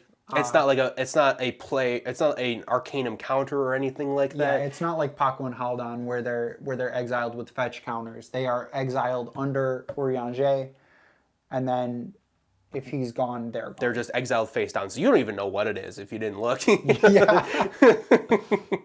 That's a different concern. Yeah. Please go through and look at what you're exiling, provided you're allowed to look. Next, we have Emet-Selch of the 3rd seat. You get a 3/4 Elder Wizard. Spells you cast from your graveyard cost 2 less to cast. Of the 3rd seat costs 2 and Demir. But spells you cast from your graveyard cost 2 less to cast. Whenever one or more opponents lose life, you may cast target instant or sorcery card from your graveyard. If that spell would be put into your graveyard, exile it instead. Do this once each turn. He just straight up says how you have to build them. Just put things in your graveyard that you can cast from your graveyard. They cost less. Yeah. I think you'd want to build it slightly group slug just to make sure that you can cast things from your graveyard. Yeah. The card that comes to mind being Creeping Bloodsucker, which is something that we've seen more than a few times at our table. Mm-hmm. Just that upkeep deals a damage. Okay, now I can play with my bin. Now I'm unlocked. Now I can do my thing. It gives me a little bit of an extra thing. But the fact that you're reducing the cost of the spells from your graveyard by 2 is kind of a lot. It's kind of a lot. Yeah. If we've learned anything from this set, it's that 2 mana goes a long way. Yeah. There's a lot of cards that go crazy with the 2 mana specifically. Yeah. I mean, a Frantic Search for a blue. Ooh. Nice. Ooh, that's juicy. Toxic Deluge for a black. Yeah. Just like getting that sort of like mana cheating on it is it's just so good. Yeah. It just gives so much value to the card. Oh no! I accidentally milled my Arcane Signet. Hey, play it again. Yeah. For free. For free. For free. Everything works out. Bright side, it is only once a turn, so that does keep it in check just a little bit. Fair. But it's still a cool effect on a pretty cool card. All right, so next we're going to be talking about Kefka Dancing Mad. Kefka Dancing Mad is 5 and Rakdos for a 6/6 human wizard, and during your turn, Kefka has Indestructible. Oh, that's neat. At the beginning of your end step, exile a card at random from each opponent's graveyard. You may cast any number of spells from among cards exiled this way without paying their mana costs. Then each player who owns a spell you cast this way loses life equal to its mana value. Yeah, it's like a chaos command, like which you want to get cards in their graveyard. You want to chaos group slug. It definitely punishes high mana value decks more than low mana value decks. Yeah. Oh yeah. So it's gonna be stronger at more casual tables. He does cost 7 in Rakdos though. Yeah, that doesn't happen very often. That's a little bit difficult to deal with. Yeah. But we'll get there. But you get to cast so much for free. Granted, it's at random, but you still get to cast so much for free and see so many cool things. That this is another very splashy Kefka that I think we'll see at least some sort of play. Yeah, definitely as a chaos commander. Yeah. It feels very fitting here. After Kefka, we have Lock Treasure Hunter. For 1 in Rakdos, you get a 2/3 human rogue. Lock can't be blocked by creatures with greater power. Why they didn't give him Sulk, no idea. He does have Mug. Whenever Lock attacks, each player mills a card. If a land card was milled this way, create a treasure token. Until end of turn, you may cast a spell from among those cards. So that does say if a land card was milled, you get a treasure token. Yeah. So even if 4 land cards are milled, you only get 1 treasure. Yeah. And you can only cast 1 of those spells until end of turn. Okay. It's not bad. This is like Rakdos Ramp, right? This qualifies. Yeah. Kinda. But they definitely could have just given him Skulk. It's the same kind of thing. Yeah. It's the same kind of thing. Yeah, I think just like in Rakdos, you getting the treasure, if there's a land on top, and then you can cast those spells because you stole. I think it's fine. It's definitely very good. I know Locke is a very loved character from Final Fantasy VI, so, I'm glad that his card's pretty good. He's also like a thief character, so the mug ability is very fitting. I feel like you're really only going to see this if someone really enjoys Locke as a character. Yeah. The card doesn't seem too kind of insanely out of the water, but it does seem like a cool thing to build around. Yeah. So next we're going to be talking about Setzer Wandering Gambler. Setzer Wandering Gambler is 1 in Rakdos for a 2/2 human rogue pilot, and then when he enters, create the Blackjack, a legendary 3/3 colorless vehicle artifact token with flying and crew 2, and whenever a vehicle you control deals combat damage to a player, flip a coin. That's it. Cool. But, however, whenever you win a coin flip, create 2 tapped treasure tokens. The flavor on this card is very good. I've never played Final Fantasy VI, but he makes the airship, can crew his airship, and cares about the coins he makes that flip. You know what I mean? He flips the coins and also cares about the coin flip. Yeah, I love him. Rakdos vehicles also isn't something we really see a ton of. No, not at all. So we have a commander for that now too. Sounds like vehicles are getting quite a few commanders this set. So airships are back on the menu, boys. Yeah. I think he's going to be a better coin flip specific commander than Edgar, King of Figaro, who we will talk about later when we get into the mono blue commanders. Yeah. Especially because you have access to the red, which has a lot of good cards that care about coin flipping are in. Yeah. You won't really have access to the card draw through coin flip, which seems to be more of Blue's thing. Yeah. In that relation, but you get more of the cards that care about coin flipping. Yeah. I like him. He's I like pretty his good. style. I like his how flavorful it is. Yeah, absolutely. Next, we're moving on to Gruul with Barret Avalanche Leader. Barret Avalanche Leader for 2 in Gruul is a 4/4 human rebel with reach. He also has Avalanche! Whenever an equipment you control enters, create a 2/2 red rebel creature token. At the beginning of combat on your turn, attach up to 1 target equipment you control to target rebel you control. This is Raubahn, who we'll talk about later. Yeah, very similar effect to Raubahn, which is in the main set. But he makes a dude. He's got a gun for a hand. Barret does have a gun for a hand.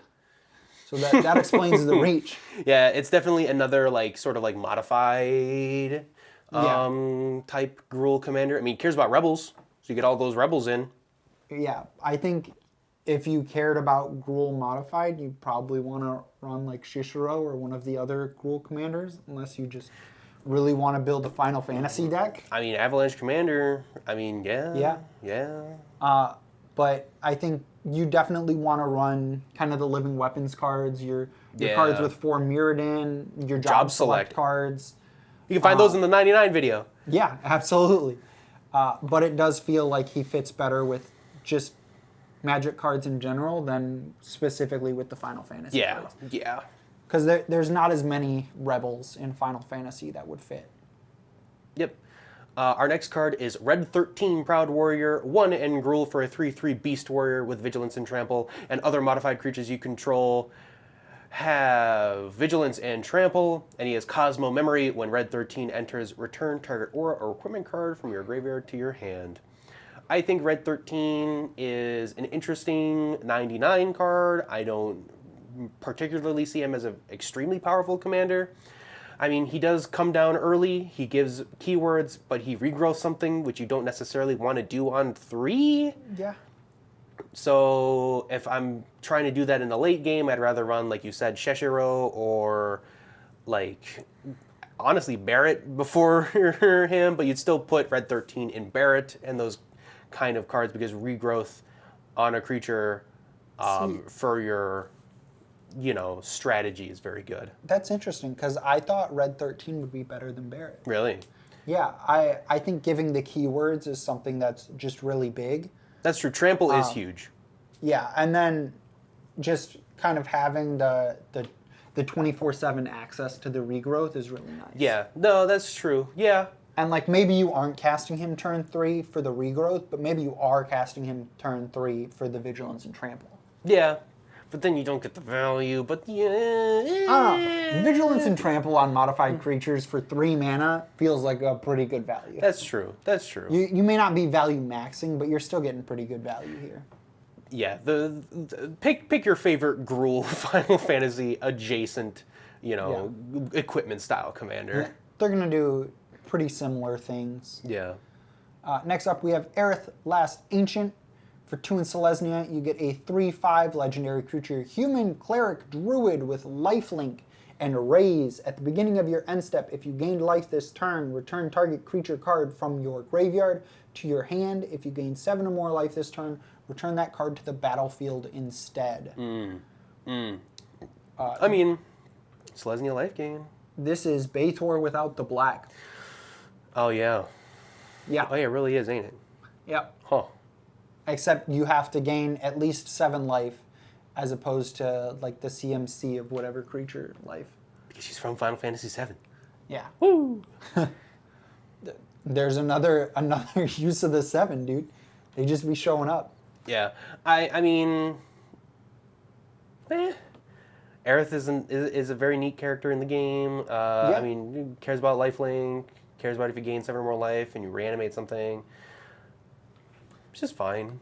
Yeah, it feels like with a lot of Selesnya cards, they're trying to pair that life gain equals recursion. Yeah, which I'm not against it. I'm not against it. It's pretty cool. Yeah, honestly. it feels like something that kind of does go together. Yeah. I guess I've noticed there's a lot of cards this set that just care about life gain in general. Yeah. A lot of nuts. these are like the white mage, kind of like it goes hand in hand with Final Fantasy because it's a job in the game. But moving on, our next card is Ardbent, Warrior of Darkness. It is 1 in Orzhov for a 2/2 Spirit Warrior. Whenever you cast a white spell, put a +1/+1 counter on each legendary creature you control. They gain Vigilance until end of turn. And whenever you cast a black spell, put a +1/+1 counter on each legendary creature you control. They gain Menace until end of turn. This is just a beat stick commander for your Orzhov Legends Matter deck. Yeah, this is another one of those. It's a good thing they came out with so many legends because he fits right in with that. Right in, yeah. I mean, there's a bunch of different Orzhov Legends Matter. There's Mardu Legends Matter. He probably just fits into the 99 more than being a commander. Yeah, he absolutely does. But on the bright side, I mean, he looks like a nice guy. He's a very nice guy. Minus the Warrior of Darkness part. He's a cool guy. He's a cool guy in 14. Yeah, you want to pronounce our next Dragoon? Our next Dragoon. Yeah, because... is it Horashvilger? It is not Horashvilger. Estinien? Estinien Varlineau is a 3/3 elf warrior for 2 in Orzhov. Whenever you cast a non-creature spell, put a 1/1 counter on Estinien Varlineau. Gains flying until end of turn. At the beginning of your second main phase, you draw X cards and lose X life, where X is the number of your opponents who were dealt combat damage by Estinien Varlineau or a dragon this turn. That's crazy. A Orzhov Dragons. So, like, we have an Orzhov Dragons commander now. Yeah, I mean, it makes sense. He's a Dragoon, and Dragoons care about killing dragons, but this one likes Nidhogg. So, yeah. So they care about helping dragons. Yeah. This is probably the first Orzhov Dragon commander. Oh, yeah. I'd say. Just like a hand wave, I'd say, yeah. I might be wrong, but... EDH doesn't really have a tag for Orzhov Dragons yet, but you definitely run like all the adventure dragons and everything in here too. There's definitely good dragons in black and white. Whether or not they don't really have the good synergies that you get with 5, 3, or even 3 color dragons, but you can still make it work. Yeah. Our next card is Papalymo Totalimo. Papalymo Totalimo. Yeah, that's Orzhov for a 1/2 dwarf wizard. Whenever you cast a non-creature spell, Papalymo deals 1 damage to each opponent and you gain 1 life. And 4 in tap, sacrifice Papalymo Totalimo. Each opponent who lost life this turn sacrifices a creature with the greatest power among creatures they control. You think you're ever gonna activate that ability? Yeah. Yeah.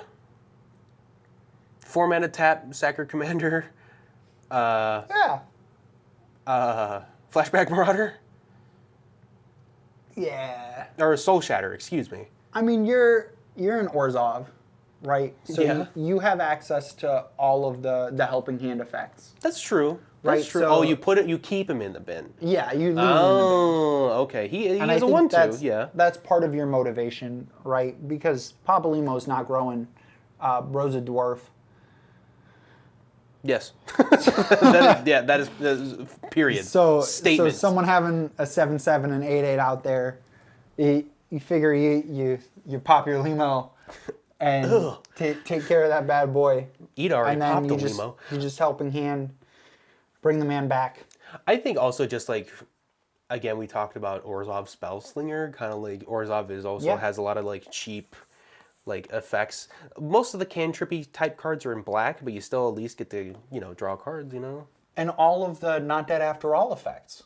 Because those are also give me some on that. Wow. Those are going to be really cheap anyway for Spellslinger. Yeah. You use those, pop them to sacrifice, and then just get them back anyway. Okay, you're cooking on that one. Yeah. Okay, you're cooking. We're getting there. You guys, we've played Magic before.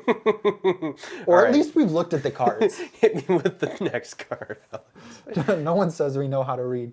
Next up, we have Mog Moogle Warrior. He's so cute. He's dancing.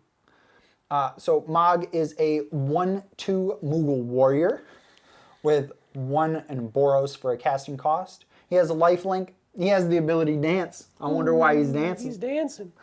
At the beginning of your end step, each player may discard a card. Each player who discarded a card this way draws a card. If a creature card was discarded this way, you create a 1/2 white Moogle creature token with lifelink. Then, if a non-creature card was discarded this way, put a 1/1 counter on each Moogle you control. That's it, guys. We found the Moogle commander. We found him. We love him. We found him. We love him. He's cute. I mean, he has like sort of pseudo card advantage stapled to him. There seems to be a trend of Boros discard commanders. Yeah, and red cards that care about discard. Yeah, dating back to at least Quintorius with, what set is that? With the Strixhaven. Strixhaven. My boy Quincy. Yeah.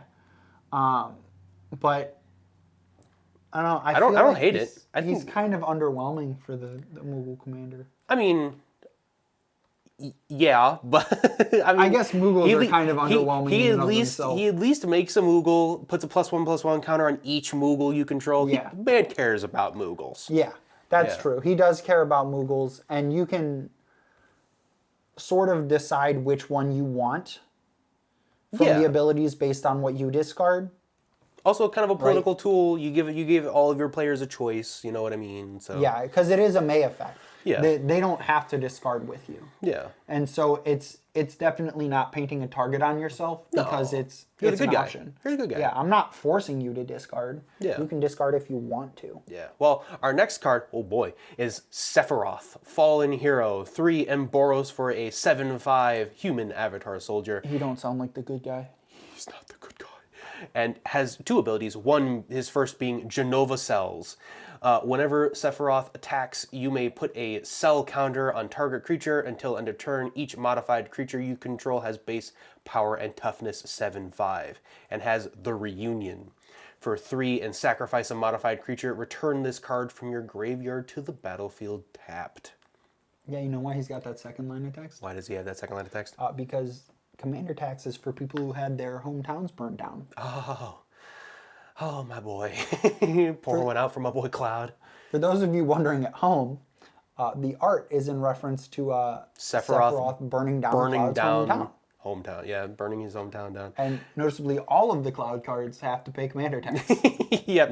Yeah. So the first ability, Genova Cells, it is very interesting that he puts a counter on target creature until end of turn, and then he affects each modified creature. Yeah, so he modifies them. Yeah, so even though the Genova Cell counter, or the cell counter doesn't do anything to the creature, like power, toughness boost, give it a keyword or anything like that, it is technically still modified because it has a counter placed on it. Yep. So you can just turn all your creatures that didn't intend to be a 7/5 into 7/5s in Boros. Bam. That's crazy. Bam. That's crazy. We mentioned it earlier with Barrett. I think this is a far better option for your living weapon and your 4 Mirrodin and your job select cards. Yeah. Because those are going to enter with the token that is then immediately modified with the equipment you're casting. And then it immediately turns into a 7/5 holding the stick. Yep. Yep. Oh boy. Yeah, this Sephiros's pretty dang good. That's a scary prospect. Next, we'll move on to Kimahri, Valiant Guard. Kimahri is a 3/3 for 2 and Simic. You get a Cat Warrior with Vigilance and Ronso range. At the beginning of combat on your turn, put a 1/1 counter on Kimahri and tap target creature an opponent controls. Then you may have Kimahri become a copy of that creature, except its name is Kimahri Valiant Guardian, and it has Vigilance and this ability. It feels like Simic Volrath. Yeah, it definitely is just like a Simic copy your guys, get value off copying your guys sort of thing. Yeah. It is only your opponent's creature. Yeah, but it's also a May ability, so there's some give and some take with it. Yeah. It's definitely nothing to write home about. It definitely like cares about what your opponents are playing. So if you have like a Dragons player at your table, you're just eating. But if you have like the White Weenie player or like someone who's playing like their Fish tribal deck, maybe he's not gonna get as much value. But if they're playing something that would be insane if it had Vigilance, perfect. Oh boy. Because he has Vigilance and will continue to have Vigilance. Vigilance. Always have Vigilance. Well, next we're going to talk about another Simic card with Sin, Unending Cataclysm. 5 and Simic for a 5/5 Leviathan Avatar with Flying and Trample. Always a Flampler. As Sin enters, remove all counters from any number of artifacts, creatures, and enchantments. Sin enters with X +1/+1 counters on it, where X is twice the number of counters removed this way. And then when Sin dies, put its counters on target creature you control, then shuffle this card into its owner's library. Hey, you know what's like really, really cool? What is really, really cool? You don't have to pull those counters off of things you control. No. You just pull them off of whatever. I'd hope so for 7 mana. That's a good point. Yeah, absolutely. No, that's a really good point. Yeah. But yeah, it's like a vampire hex mage sort of thing in Simic. You're just sucking off somebody's summons. Yes, exactly. Yeah. you just go to town with that. Yeah, it hits it hits their Helix Pinnacle too, right? Yeah. No, wait, does it? Does it hit enchantments? Yes, it does. Yeah, so it doesn't hit lands. Does not hit lands. So storage you can't counters? do the Dark Depths thing. Oh yeah, the Dark Depths thing. Yeah. Yeah. But you can do Thing in the Ice. Oh yeah, you can do Thing in the So you can get the. I mean, you can still sort of do something fun with it. You'll bounce Sin because he's not a horror, but you know. Yeah, this is true. Yeah, but yeah, Sin is just like another Simic, big +1/+1 counter, big Leviathan creature. He's gonna be your master beater in the zone. Oh right, so that does it for multicolored cards. Yeah, wow, we did it. Oh my god, I'm sweating. All of the multicolored cards in the set are legendary creatures. Yes, so in the main set, all of the gold cards are legendary creatures. Let that sink in for a sec. Okay, I wasn't aware there was a sink at the door. Well, let's wash our hands and continue going on with these white cards. Yeah. So now we're back to the main set. We're back to the main set, and we're starting off with white cards, and then we're going to start off strong-ish with Aerith Gainsborough. Alex, take it away. I like Aerith. For 2 and a white, you get a 2/2 legendary creature human cleric. Lifelink, whenever you gain life, put a 1/1 counter on Aerith. When Aerith dies, put X 1/1 counters on each legendary creature you control, where X is the number of 1/1 counters on Aerith. I think she's interesting. That's an expensive Pride Mate. Yeah. The fact that she has to die, not leaves the battlefield, is tough. Does feel kind of bad. Yeah. I do really like the fact that she'll pump all of the legendary creatures. I also think it's hilarious that her name tells you what to do. Yeah, gains. Yeah. Life gain. Life gain, Aerith gains. Yeah. All right, sick, set, done. Yeah, definitely the flavor is on point for this card, and I'm not upset about it at all. But let's talk. She's neat. Well, we talked about Aerith. Let's talk about Cloud. So now we have Cloud, Midgar Mercenary. White for a 2/1 human soldier mercenary. Wow, that font is very small. When Cloud enters, search your library for an equipment card, reveal it, put it into your hand, then shuffle. As long as Cloud is equipped. If an ability of Cloud or an equipment attached to him triggers, that ability triggers an additional time. Wow. This is mono white equipment. It's mono white equipment, but oh boy. Find your Swords of X and Y, Hearth and Home, Forge and Frontier, Fire and Ice. Bro, find your Buster Sword. Find your Buster Sword, dude. And every time, find your Aether Spark, put double the amount of counters on it, dude. Yeah. You're popping off with mono white like equipment, dude. I don't know. Cloud is like, it's like Stoneforge Mystic's little brother because he can't put the card directly into play, but still having a tutor in the zone that you're fine paying 2 for. Honestly, I'm fine paying 4 if he dies. You know what I mean? Yeah. So, yeah. You know what's an interesting effect here? What? Is I'm just double checking to see what we've got. There are 8 cards that this qualifies for. Ward is a triggered ability. Oh. So there are 8 different equipments that you can attach to Cloud where Ward will trigger twice. Hit me with that lava spur boots, brother. Yeah, that is definitely a... Yeah, hit me with them lava spur boots, brother, honestly. You can't forget your Paladin's Arms, actually a card from this set. We talk about it in the 99. We're not going to talk about that card in the 99. But it exists.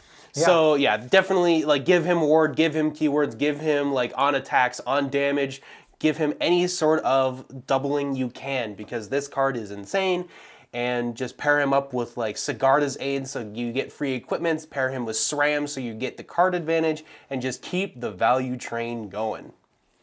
Next, we're going to talk about Dion. I love Dion. Dion, Bahamut's Dominant. I love it. For 3 and a white, you get a 3/3 Human Noble Knight. With Dragonfire Dive, during your turn, Dion and other knights you control have flying. When Dion enters, create a 2/2 white knight creature token. For 4 white, you exile Dion and return him to the battlefield transformed under its owner's control. Activate only as a sorcery. And you get your legendary enchantment creature Saga Dragon, Bahamut, Warden of Light. Love Bahamut.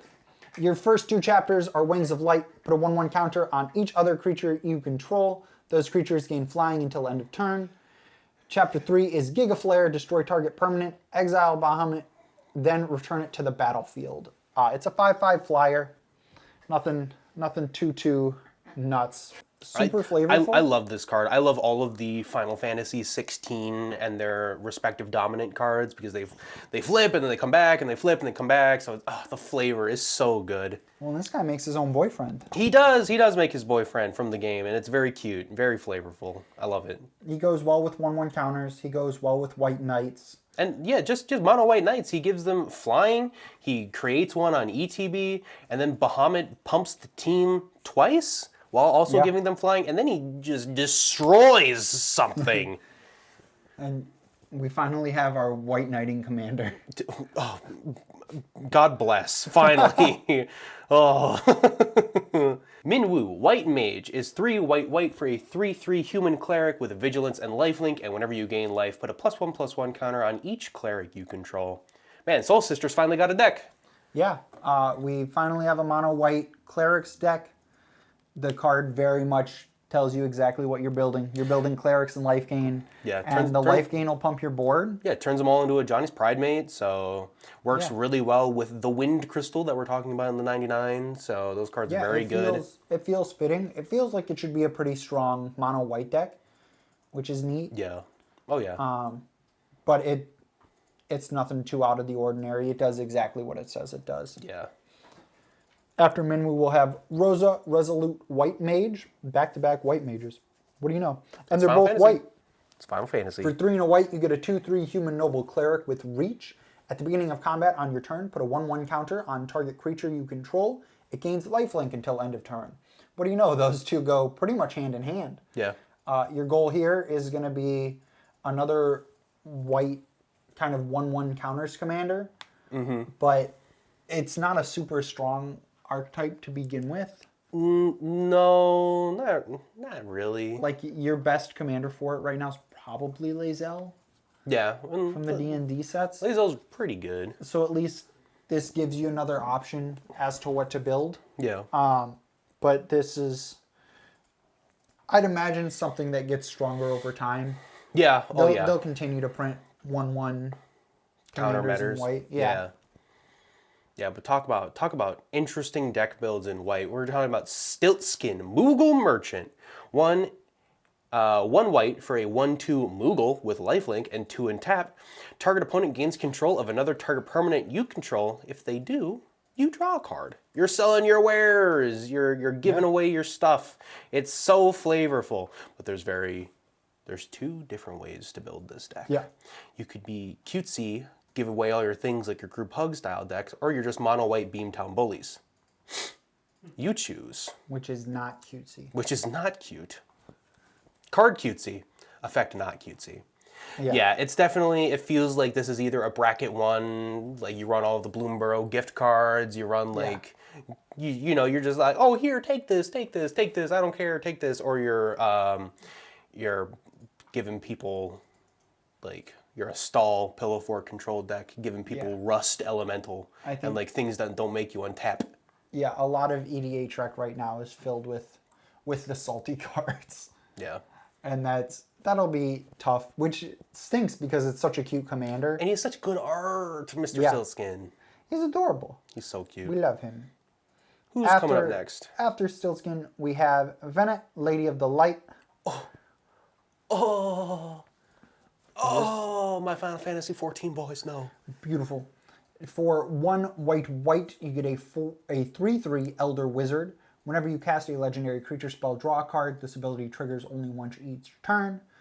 Paired with the Sundering, for 7, tap, exile target non-land permanent, transform Venet, activate only as a sorcery.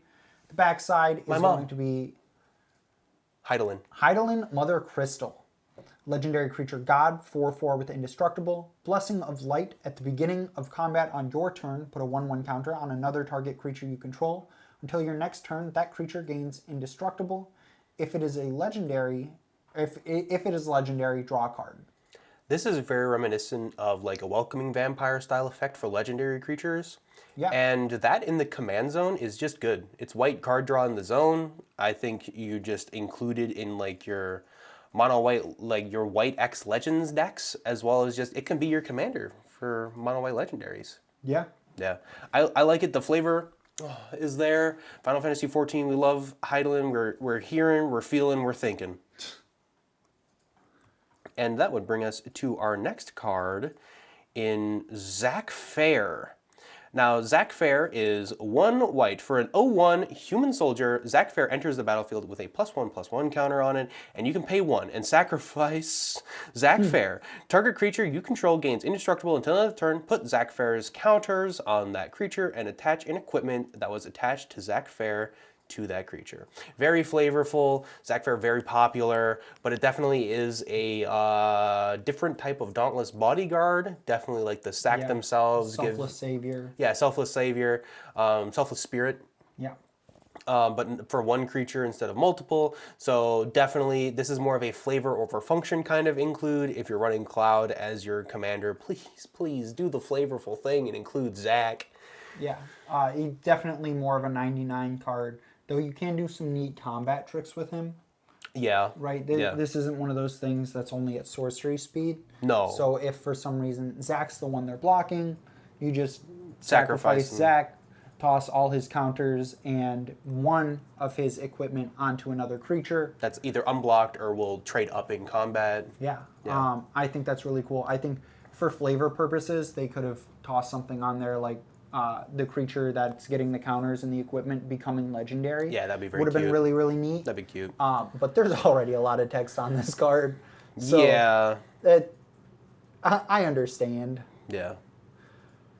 After Zac, we transition into commander cards. Back to the commander set. Back to the commander set. We're going with Sid, Free Flyer Pilot. Ooh, my boy Sid. Sid, for 1 and a white, you get a 2/2 legendary creature, Human Warrior Pilot. Equipment and vehicle spells you cast cost 1 less to cast. Jump. During your turn, Sid has flying. And for 2 and tap, return target equipment or vehicle card from your graveyard to your hand. This is just a good white card. He cares about everything you want him to care about. You know what I Yeah. mean? He has the cost reduce. He gives himself a keyword on your turn and has the pay 2 and tap and return it from your graveyard to your hand. You want that in your like vehicle deck or your Absolutely. sort of like equipment style deck. He has like everything you want either in the zone or in the 99. Honestly. Yeah, he feels like a very good white commander. You can't run as many of him as you want, unfortunately. Yeah. But I don't think you'd really need to. Yeah, so next we're going to be talking about a card that Alex wanted to talk about for a combo, if I'm not mistaken, Gata and Lozo, right? Gata and Lazu, something of that sort. Gata and Lazu is 2 and a white for a 1/1 human soldier. Flash, when Gata and Lazu enters, choose target creature card you don't control. If damage would be dealt to that creature this turn, prevent that damage and put that many 1/1 counters on it. This card, I would argue, is not super significant as a commander. It is instead significant because it does come in a precon as part of a 3-card infinite. Oh, yeah. With Walking Ballista and Hardened Scales. Basically, what you're doing is you're going to have Walking Ballista target itself. So, Gata and Luzu will target the Walking Ballista will target itself, and remove counters until it has enough counters on it to then work the rest of the table. Yeah. But it's an interesting legendary creature. It's not really something that they would go over in the 99 podcast. No. So I figured we'd touch on it here as a legendary creature. Yeah. So next we have General Leo Christoph. Yeah. It is 4 and a white for a 2/2 human soldier. When this creature enters, return up to 1 target creature card with mana value 3 or less from your graveyard to the battlefield, then put a +1/+1 counter on General Leo for each creature you control. So it's like a Sun Titan type effect that's that's only on ETB. Yeah. So this is kind of like an obligatory blink target. So like your ephemerates, your Conjurer's Closets, your teleportation circles. Yeah, it definitely feels like there's probably better options here in this set. But if you really love Zap Brannigan, he's your go-to. I mean, I guess, yeah. Look at him. He looks just like them. Yeah.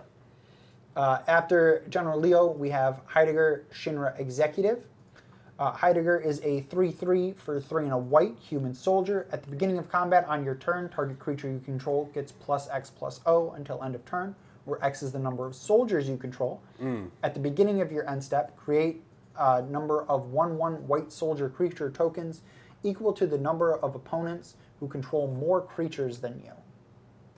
This card's interesting because he has like he has sort of like the when I'm ahead, I'm buffing one thing, making it huge, swinging in, barreling down, putting on the pressure.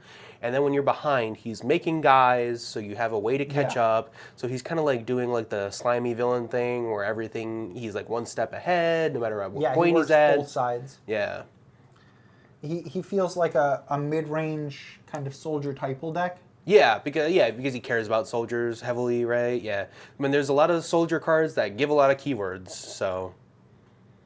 Yeah, I think with this deck you'd want to plan on being ahead. But if you're behind, he's pretty good at catching back. Yeah, you don't mind that much because you're still getting those extra soldiers. That might accrue you value with like your Mentors of the Meek or like your Welcoming Vampires. And like he's definitely an interesting soldier commander. I would say he's probably still only the second best behind Myrel. Oh, yeah. Oh, because there's like 5,000 mono white soldier decks on EDH Rec, and she's almost 4,000 of them. And I don't think he's gonna compete that much with her, but he'll probably outpace the rest of them. The rest of the field. All right, so next is we're talking about Tataru. She made it in, boys! Let's go! That little cat in the background. Tataru is 1 and a white for an 0/3 Dwarf Advisor. When Tataru enters, you draw a card and target opponent may draw a card. And she has an ability of Scion's Secretary. Whenever an opponent draws a card, if it isn't that player's turn, create a tapped treasure token. This ability triggers only once each turn. This thing, the Tara, she's going to accrue you value no matter what. All you need is, what, 2 treasure tokens to break even? Yeah. You know? And people are drawing cards on my turn, your turn, their own turn, player A, B, C's turn, so... She's definitely passive income. Yeah. Accrue passive income for profit. Yeah. Yeah. I would be one of those sickos that build her as a commander, but definitely a 99 type card. Yeah, it feels like there's quite a few legendary creatures throughout this that are better 99s. The last of our mono whites here is going to be Thancred Waters. My boy. I wish this card was better. For 4 and a white, you get a 3/5 human warrior with flash. The ability Royal Guard, when Thancred Waters enters, another target legendary permanent you control gains indestructible for as long as you control Thancred Waters. Whenever you cast a non-creature spell, Thancred Waters gains indestructible until end of turn. Yeah. So 5 mana, Dauntless Bodyguard. Probably better than Bastion Protector. I mean, he can give himself indestructible. That's really cool. I mean, like, it cares about, like, casting spells, so at least when you cast, like, a removal spell or something in response, he at least gets indestructible. But he can only target legendary permanents. That's rough. Yeah. But, I mean, you're probably 90% of the time picking your commander anyway, so... Yeah. But, yeah, as a commander, he's not he's super hot. definitely a 99 card. Well, you want to talk about 99 cards? We're talking about Edgar, King of Figaro. Back to blue. We're on the blue now, boys. Edgar, King of Figaro is 4 blue for a 4/5 human artificer noble. When Edgar enters, draw a card for each artifact you control. That's pretty good, honestly. Yeah. There's a lot of. It doesn't say non-token. Yeah. But he also has the ability of 2-headed coin. The first time you flip 1 or more coins, on each of your turns, those coins come up heads, and you win those flips. Yeah, Your Zergo and Zindersplit style decks, woo! We're going crazy. Feels like he's missing the red. Yeah, right? yeah. But, like, that's why he feels more like a 99 card. We mentioned him earlier. This is such a tough. That he was going to come up. It's such a tough commander. Because I don't think he's the commander of anything, really. He really wishes Mana Crypt were unbanned. He really does. Not only because he's 6 mana, but also just the ability to constantly always win the flip. Yeah. Yeah, it helps a lot. But he would be phenomenal for artifact decks. Like, 6 mana draw 7. Yeah, I mean, really good rate. 6 mana draw 7 is very enticing, especially when he counts on little clutter artifacts or tchotchke artifacts, bloods, foods, junk. Literally. Junk. Yeah, junk. So yeah, I think he's just like a 99 card. I mean, if you're a coin flip enjoyer, definitely give him a look. Yeah, absolutely. After him, we have Gogo, the Master of Mimicry. For 2 and a blue, we get a 2/4 Wizard. XX tap, copy target activated or triggered ability you control X times. You may choose new targets for the copies. This ability can't be copied, and X can't be 0. There is a reason they say X can't be 0, and that's to prevent stuff like Twinning Staff interactions. Yeah, where Twinning Staff says, like, if you would copy, you copy an additional time, which would change that 0 into a 1. It's just like a safety valve sort of thing. Yeah, which is a good call. You can copy your Evolving Wilds. Yeah, if you're a mono blue and you're hurting for the ramp, which you are, you can copy those Evolving Wilds. Yeah. Yeah, you can copy those Mindslavers. Whoa! What a jump from Evolving Wilds in your mono blue deck to Mindslaver. Still in your mono blue deck. Yeah. But I mean, honestly, I feel people much smarter than you and me have already broken this thing. So just see how they broke it. It's me. I broke it. It's your mono blue Planeswalkers deck. Oh yeah, Yeah. Because those are activated abilities. You copy those. It can't really copy mana abilities, but fun fact: the Aetherspark Ultimate, though it creates 10 mana, is not a mana ability. Nope. So you just copy that bad boy. Oh boy. Yeah. This is great. And then if you find ways to to untap him. You can go pretty insane with that. But this is your blue Super Friends deck. Yeah, it's like You just copy Planeswalker or abilities. like you're maximizing on activated abilities. Which, oh geez, that just makes my head hurt just thinking about building a deck like that. There's a whole lot that goes into figuring out some of these cards. Talk about a card that's kind of like a little bit more straightforward. We're talking about Jill, Shiva's Dominant. 2 and a white for a 2/2 human noble warrior. When Jill enters, return up to one other target non-land permanent to its owner's hand. And for 3 blue, tap, exile Jill, and return her to the battlefield transformed. And on the other side, it is Shiva, Warden of Ice. It is a 4/5 Saga Elemental with Mesmerize being Chapter 1 and 2. Which reads, target creature can't be blocked this turn, and then Chapter 3 is Cold Snap. Tap all lands your opponents control, exile Shiva, and then return her to the battlefield as Jill. I dig it. I love, like I said before, I love all the Final Fantasy 16 includes, like the dominance. Her being just a strictly better mana war is neat, it's cool. It doesn't show her killing a shark, though. It does not show her killing a shark, but I would take Jill over that art.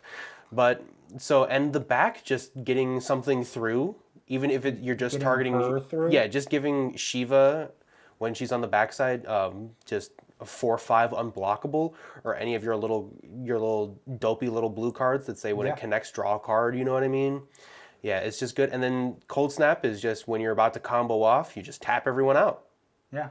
And then you come back and bounce something else when she flips back over into to Jill. It definitely feels like she's going to be a Blink deck.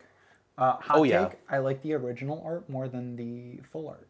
That's fine. I understand. Yeah. I just think it looks sick. Yeah, but just you're like your Thassa Deep Dwelling, mono blue Y'shtola, which we will get to soon. So, yeah, definitely something to look out for. Before Y'shtola, we have Matoya, Archon Elder. You get a 1/4 for 2 and a blue. A human warlock, whenever you scry or surveil, draw a card. Well, that's it? Yeah. That's crazy. And what's crazy is it's that little text. That's a sentence, but it's unbelievable when you think about it. Yeah. We're talking about consider for a blue, you surveil 1 and draw 2. That's for 1 blue. Yep. The only thing I'll say is that this is a very wheel spinny commander that you just just might have to just run. You run all of the lab mans. You run Laboratory Maniac, and then you run Jace Wielder of Mysteries. You run Thoracle. This is your Thoracle deck. Yeah, fair Thoracle. Ish. Yeah. Because you can't run Demonic Consultation because it's a black card. This is true. This is your, I'm not necessarily comboing Thoracle. But you run, Matoya, Sigiled Starfish, and Mind Over Matter, and then just draw your deck. Sigiled Starfish is so gas in this deck. Scry 1, draw 1, just for tapping that bad boy. Tap, opt, every turn. Yep. Just as a side note for League of Legends enjoyers out there, it absolutely looks like she's holding the old Deathfire Grasp item. Neat. Al, if you could kindly use that icon here. Because it absolutely looks like that's exactly what she's holding. Neat. Though it is no longer an item in League of Legends, it's just immediately what I thought of the second I saw her. But now we're talking about Y'shtola. I mentioned her before when talking about Jill, and now we have Y'shtola Rule. 4 blue for a 3/5 cat druid. At the beginning of your end step, exile target creature you control. Then return it to the battlefield under its owner's control. Then if it's the first end step of the turn, there's an additional end step after this step. No other card has done that. Yeah. Double end steps, and then you get to do Y'shtola's effect again of bouncing something. Like, we talked about Thassa Deep Dwelling twice. You talked about, like, it's a very, like, spin your wheels, solitaire, kind of, like, blink my stuff for value. All of, like, the cards that ETB draw a card, all the little cards like that just go straight into this deck. Yeah, oh yeah. She just feels like a very solitaire deck. Oh yeah. You're taking an extra step of your turn on your turn, you know what I mean? Yeah, and like you obviously want to run your blink style effects, but something that not everyone might pick up on is that like this is also you want to run your clone and your spark double effects. Yeah, because spark double gives you 3 end steps. Yeah, and the monarchy triggers on end step. Oh, that's true. So things that care about triggering on end step would also go really hard in here. Yep. Oh yeah. A bunch of like different things like draw a card on your end step or like do X on your end step is just give you a little bit of extra. And a little bit of extra oomph, especially with how not cool. Like she needs it. Especially how cool this card is. Extra. So extra end ETBs steps. and end step triggers are going to be your friends here. Oh yeah. And then she also has just gorgeous arts. Yeah. Just amazing. Yeah, after her, we switch back to the cards from Commander decks. We're going to go with Hermes, Overseer of Elpis, a 2/4 Elder Wizard for 3 and a blue. Whenever you cast a non-creature spell, you create a 1/1 blue bird creature token with flying and vigilance. Whenever you attack with one or more birds, scry 2. This card's just good. It's just a better Murmuring Mystic. Birds. Yeah. Cares about birds. Absolutely it does. Yeah. Bad boy goes in Choco. I mean, whenever you attack, he doesn't have to attack, so you can just attack with 2 1/1 flyers and then scry 2. Yeah, absolutely. Which is crazy. And if you've got Matoya, you're scrying 2 and drawing 1. Yeah. But any deck that you would have run Murmuring Mystic in, he goes in, probably in place of it, sometimes just paired together. Yeah. An interesting card. It feels like a really good setup. Yeah, he doesn't die to a bolt. Yeah, it's just all upside, especially if you have like a Murmuring Mystic in the command zone. Yeah. But next we're going to talk about Herald of the First Brood. 4 and a blue for a 5/5 legendary creature Elder Dragon with flying, vigilance, ward 2, and it has Shiva's Aid. When Herald enters and whenever you cast a non-creature spell, target creature gets +1/+0 until the end of turn and can't be blocked this turn. That's a lot of juice just for casting a non-creature spell. Yeah. Or whenever he enters, and it doesn't say once a turn. That also just says target creature. Yeah. That means you could choose him. Yeah. That means you could do it on somebody else's turn and choose one of their creatures. Yeah. If you cast a spell, yeah. Yeah, he Yeah, works on blocks too. yeah, it's a pretty solid prowess commander. Yeah, honestly, like because Just it doesn't say kinda once. pumping extra. It doesn't Yeah. say only once each turn, and then you can just make it unblock. Like if you choose him, he could just swing in as a 7/7 flying vigilance ward too. Yeah, which is insane. I mean, if he's a 7/7, that's 3 turns of commander damage, and you can make him unblockable. So you can just keep knocking at that door. Just keep punching him. Yeah. Someone who's probably not as big a threat for commander damage is going to be Lulu Stern Guardian. Nope. For 2 and a blue, you get a 2/3 human wizard. Whenever an opponent attacks, you choose target creature attacking you, put a stun counter on that creature. And then for 4 mana, you can proliferate. She doesn't have to tap to proliferate. No. It is an infinite mana sink. Yep. So if you have infinite mana that is infinite proliferation, be it of stun counters or something else. If you see her in the command zone, it's more than likely they're using infinite mana to do infinite proliferates. Yeah. But you might find the out of the blue stun counter style deck where you're playing Lulu Fair, sort of like a Pillow Fort Super Friends deck that just kind of like incentivizes attacks to other people, and if they attack you, they get stun counters put on them. So yeah, she's nothing too crazy, but she looks interesting. She probably goes into other decks better. Yeah. But her being an infinite mana sink means she'll probably find a spot in the command zone. Yeah, so next we're moving to black, which is very fun because I'm going to be talking about Arden the Usurper. Arden the Usurper is 5 black for a 4/4 Elder Human Noble. Has demons you control have Menace, Lifelink, and Haste, and has Star Scourge. At the beginning of combat on your turn, exile up to 1 target creature card from a graveyard. If you exile the card this way, create a token that's a copy of that card, except it's a 5/5 black demon.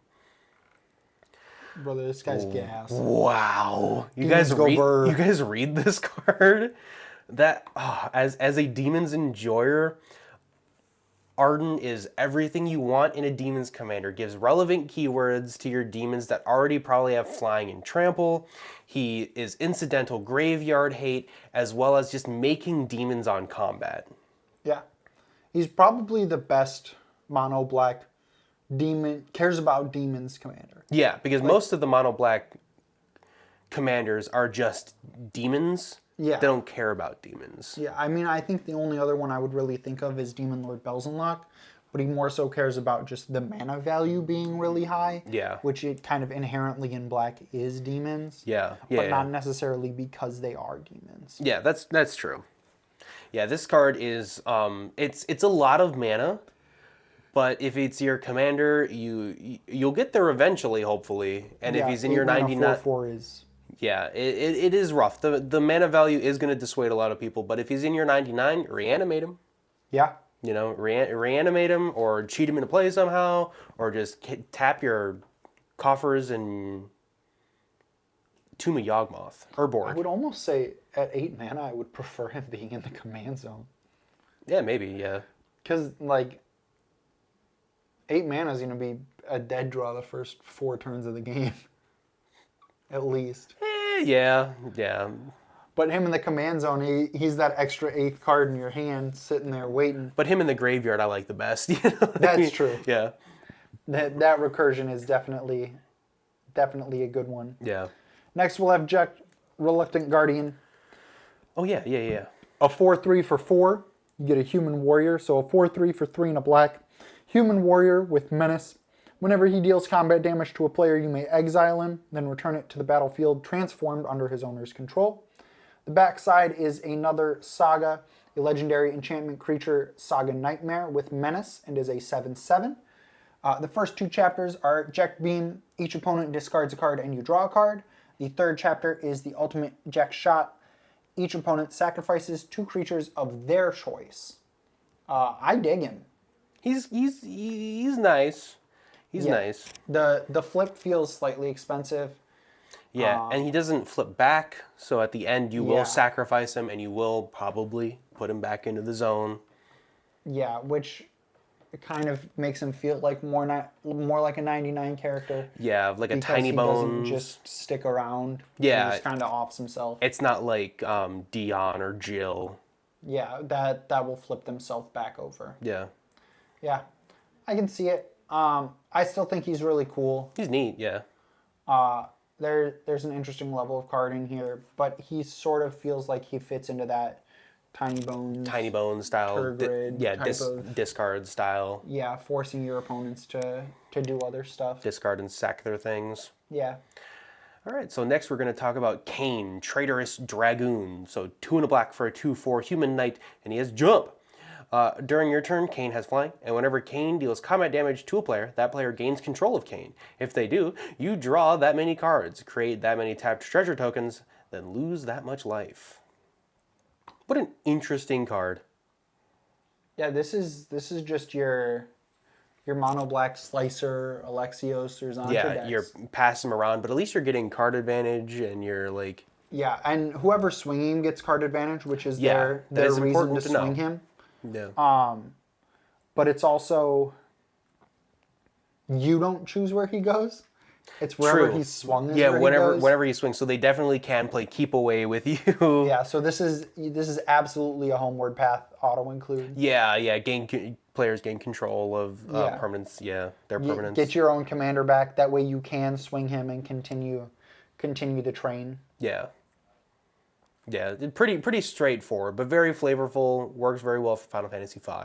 I'm sorry, 4. Excuse me. It works very well for Final Fantasy IV. All the Final Fantasy IV fans are going to gut me now.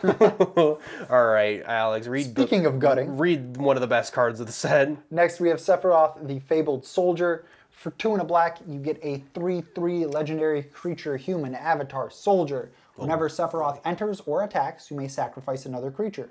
If you do, draw a card.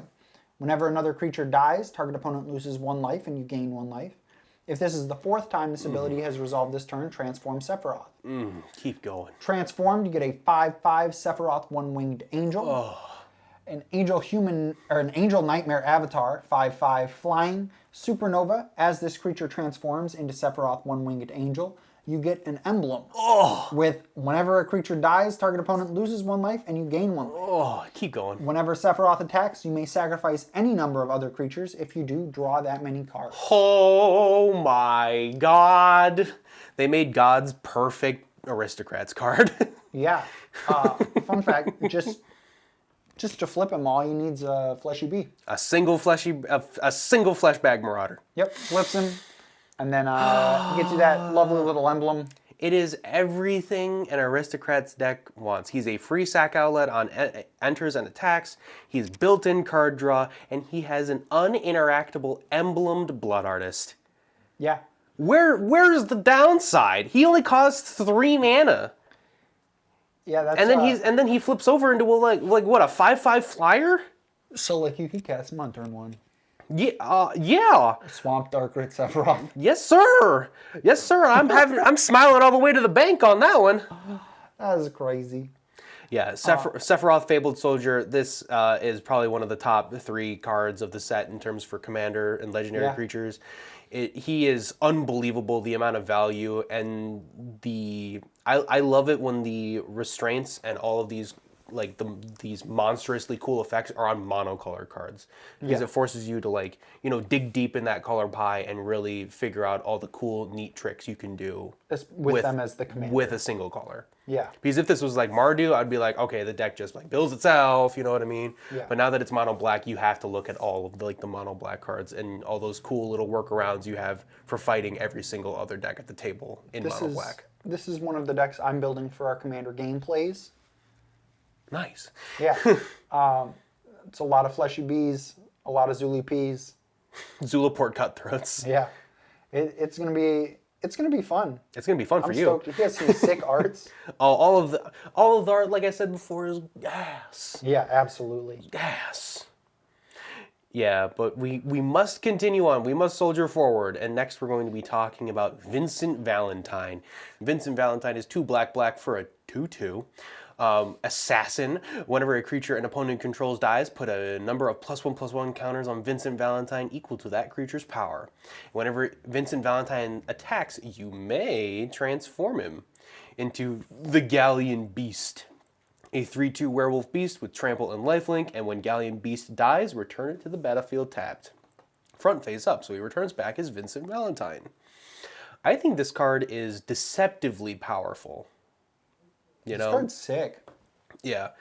It's a made to transform, so if in case you don't want to or something, something weird happens within your game, you don't have to transform if you don't want to. And you absolutely run a lot of creature removal effects. Yeah, something that because you wanna get your opponent's creatures dead so you can grow Vincent and then flip him over for the beast side and then swing in for the big damage, because he will keep his counters. Yeah, and he will keep his counters. Yeah, absolutely. Yeah, he's a spicy boy. A spicy meatball. I think you absolutely want to run a lot of removal. He's not going to be strong really into low to the ground decks or token decks. He'll probably feel a lot better into stronger decks. He at least has trample on the backside. Yeah. Yeah. So there's a little bit to it, but you gotta get the squeaky wheels going. You want to fight like dragons. You want to play Fleshbag Marauder. Your opponent sacrifices their, Terror of the Peaks foot, put 5 counters on Vincent, swing in with an 8/7 trample lifelinker. You know what I mean? Yeah, and he'll be neat. Even when he dies, the fact that he returns transformed again. Yeah, he cheats his cause. He just completely cheats commander cost again. Unless he's exiled or sacrificed. He has to be on the backside for that effect, though. Yeah. If he gets killed on the front side, he will die like normal. 6. Which I guess that's also an incentive to attack with him and transform him. Yeah, is to keep him as the beast form. In case he is dying, you get him back. Yeah, you want to keep him as the beast form, But you also might want to like, you might Keep it growing. Yeah, keep it growing, but because he doesn't grow on the backside. It's another one of those like mono blacks. The black space in Final Fantasy has produced some of the more interesting build-arounds, I'd say. Yeah. With Cecil and Vincent, and just like this weird like I guess dance of going back and forth. A couple more cards we're gonna list. We're going. That may be next. We're getting there. That may be next. Yeah. So that's about Vincent. A very interesting growth threat in black. You don't really see it too often, but very interesting. Yeah. After Vincent, we have Xenosia Galvis. Oh boy. 4/4 for 3 black. You friend. get a human noble warrior. My first friend, when Xenosia Galvis enters, choose a creature an opponent controls. Until end of turn, creatures other than Xenosia Galvis and the chosen creature get -2/-2, like a Massacre Worm effect. Massacre Worm. When the chosen creature leaves the battlefield, transform Xenosia Galvis. Transformed, you get Shinryu, Transcendent Arrival, an 8/8 legendary creature dragon. Oh, baby. Flying. As this creature transforms in Shinryu, choose an opponent with Burning Chains. When the chosen player loses the game, you win the game. Unbelievable text. It is amazing how cool this card is. Yeah. Because it's like on the front side you get your Massacre Worm and you pick the 1v1 with a creature an opponent controls. That creature just has to leave the battlefield. So it can be exiled, it can be sacrificed, it can be blinked. Yeah. So if you pick, like, if you're bounced. Yeah, if you're bounced, if you're fighting like a blink opponent, pick like their spirited companion that you know they're gonna blink, and then you immediately flip into Shinryu, and then it creates this like sort of like protect the president kind of like game where all of your opponents know that if I pick Alex, that all of my opponents know that if Alex dies, I win. You know, and it doesn't say that I have to kill him. I just have to die. So if Al is swinging in at Alex and he, dies, I don't even have to do anything and I just win. Perfect. How I want to win, honestly. Yeah. Solitaire until the very end. But yeah, I think Shinryu is... Let somebody else do the work. Shinryu Transcendent Rival is unbelievably cool. I love the little mini game it puts into the game. Yeah, it absolutely It definitely feels like, especially like Flavor Flav, it's so good. Yeah. So, It sort of turns yourself into arch nemesis. It turns yourself into the arch enemy in like a weird way. But like not entirely. Yeah. Because it's like, I'm not going to win because I'm going to win. I'm going to win because you specifically are going to lose. Yeah, especially, it's so cool. Yeah, and it almost comes into the effect where like, do you choose the person who's super far ahead because everyone else already wants to stop them? Are you choosing the gang up target, you know what I mean? Are you choosing the guy that's on 2 life that you could just easily swing in, but now your opponents have to protect them? Yeah. Because if Alex dies, then everyone else loses, so... Yeah, it definitely does create a little mini protect the president inside the game to figure out how to play it out from there. Yeah, so cool, so fun. The flavor is unbelievable. But our next card is Zodiarch, Umbral God. 5 black pips for a 5/5 God with Indestructible. When Zodiarch enters, each player sacrifices half the non-god creatures they control of their choice, rounded down. Whenever a player sacrifices another creature, put a +1/+1 counter on Zodiarch. Man, this is an expensive Mortician Beetle, but boy howdy is he good. It's the best Mortician Beetle. Yes, sir. So, bright side, Yeah. there are 8 other black gods. Oh, nice. Downside, only 5 of them care about sacrifice. Oh, well, I mean, I feel like you might play him. Yeah, but Even that still. means only like 5% of your deck is another god. But for mono black, like you definitely got the pips down if you're building mono black.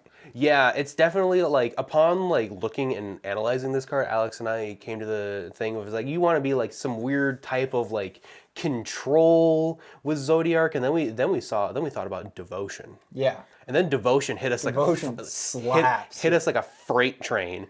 That this is 5 black pips. It's like a good control finisher. It's a growth threat. Is.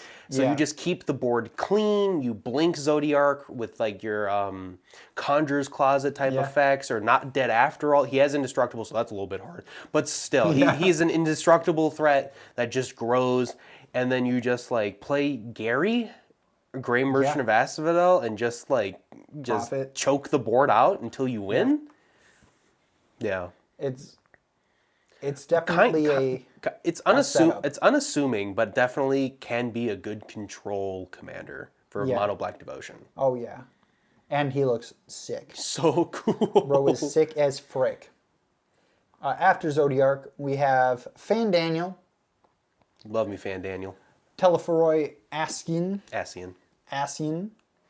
For 4 and a black, you get a 4/5 Elder Wizard. Whenever you cast an instant or sorcery spell, surveil 1. Oh, we're back to the commander set, by the way. We are back to the commander set. So Fan Daniel, the first of the commander set here. Telephoroi Ascian is a 4/5 for 4 and a black Elder Wizard. Whenever you cast an instant or sorcery spell, surveil 1.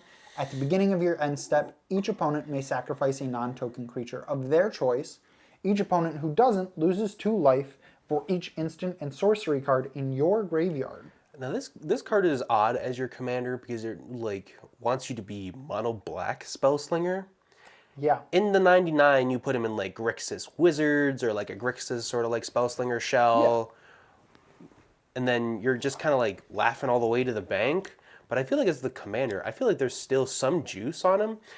Because his end step, it doesn't really care if your opponents have no creatures to sacrifice. They're just losing life. They're just losing 2 life for each instant or sorcery card in your graveyard. And granted, you could just go whole hog on the self-mill instead, you know what I mean? So where I kind of landed with this is you really, really care that they don't have creatures. Yeah. And you just play a lot of mono black creature removal, probably through instants and sorceries. Yeah, yeah. Right? Because then those are in your bin. And then it's, hey, you can't sack anything. Good luck. There's a lot of like mono black. There's a lot of black uncommons and like commons that just say target player sacrifices a creature. Yeah. You know what I mean? You get a lot of those edict effects. Yeah, and those are very plentiful in this color, and Fan Daniel cares about them. You know, so I think that's just the way to do it. Is just keep the board clear, and then just keep proccing that like drain effect. Yeah, on just your end repeatedly bleed them out through the fact that they can't get a creature to stick. Yeah. Yeah, which is cool. Even if they do get a creature to stick, they finally got something to stick. Do they really want to sacrifice it to him? Yeah, yeah. And then you flip it on its head. If he's included in like blue black, then he completely changes his tune of like, okay, I get to surveil 1. You know what I mean? It's like your game plan changes depending on where you include him, which is cool. Absolutely. Which is cool. Yeah, he's interesting from a commander perspective and from a 99 perspective. Yeah. Which is nice. Which is always nice in a commander. But next we're going to be talking about Interceptor, Shadow's Hound, which is 2 black for a 4/3 dog with menace, and assassins you control have menace. And whenever you attack with 1 or more legendary creatures, you may pay 2 and a black. If you do, return this card from your graveyard to the battlefield tapped and attacking.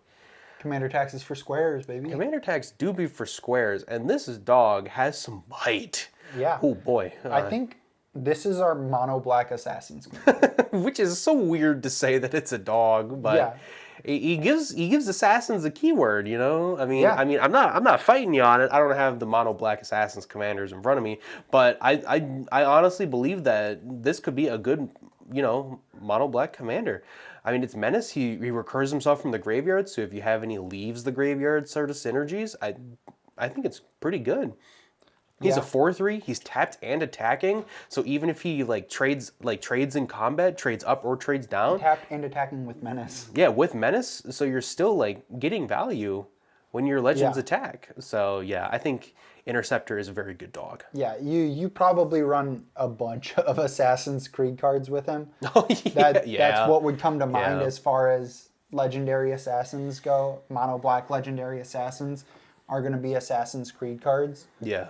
But I think he's definitely interesting. The fact you can avoid commander tax altogether is very like tantalizing, very juicy, and definitely just a theme here, right? Yeah. But I really like him. I think he's cool. I think he's a good boy.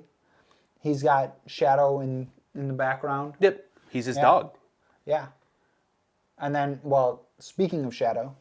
We're talking about the man now, right? Yeah. Next on our list is Shadow Mysterious Assassin. The guy who owns the dog. Shadow is a 3/3 for 2 and a black. So a 3/3 for 3 human assassin with Death Touch. He has the ability to throw. Whenever Shadow deals combat damage to a player, you may sacrifice another non-land permanent. If you do, draw 2 cards, and each opponent loses life equal to the mana value of the sacrificed permanent. I like that a lot. Yeah. I think he pairs... Clearly he doesn't care about his dog.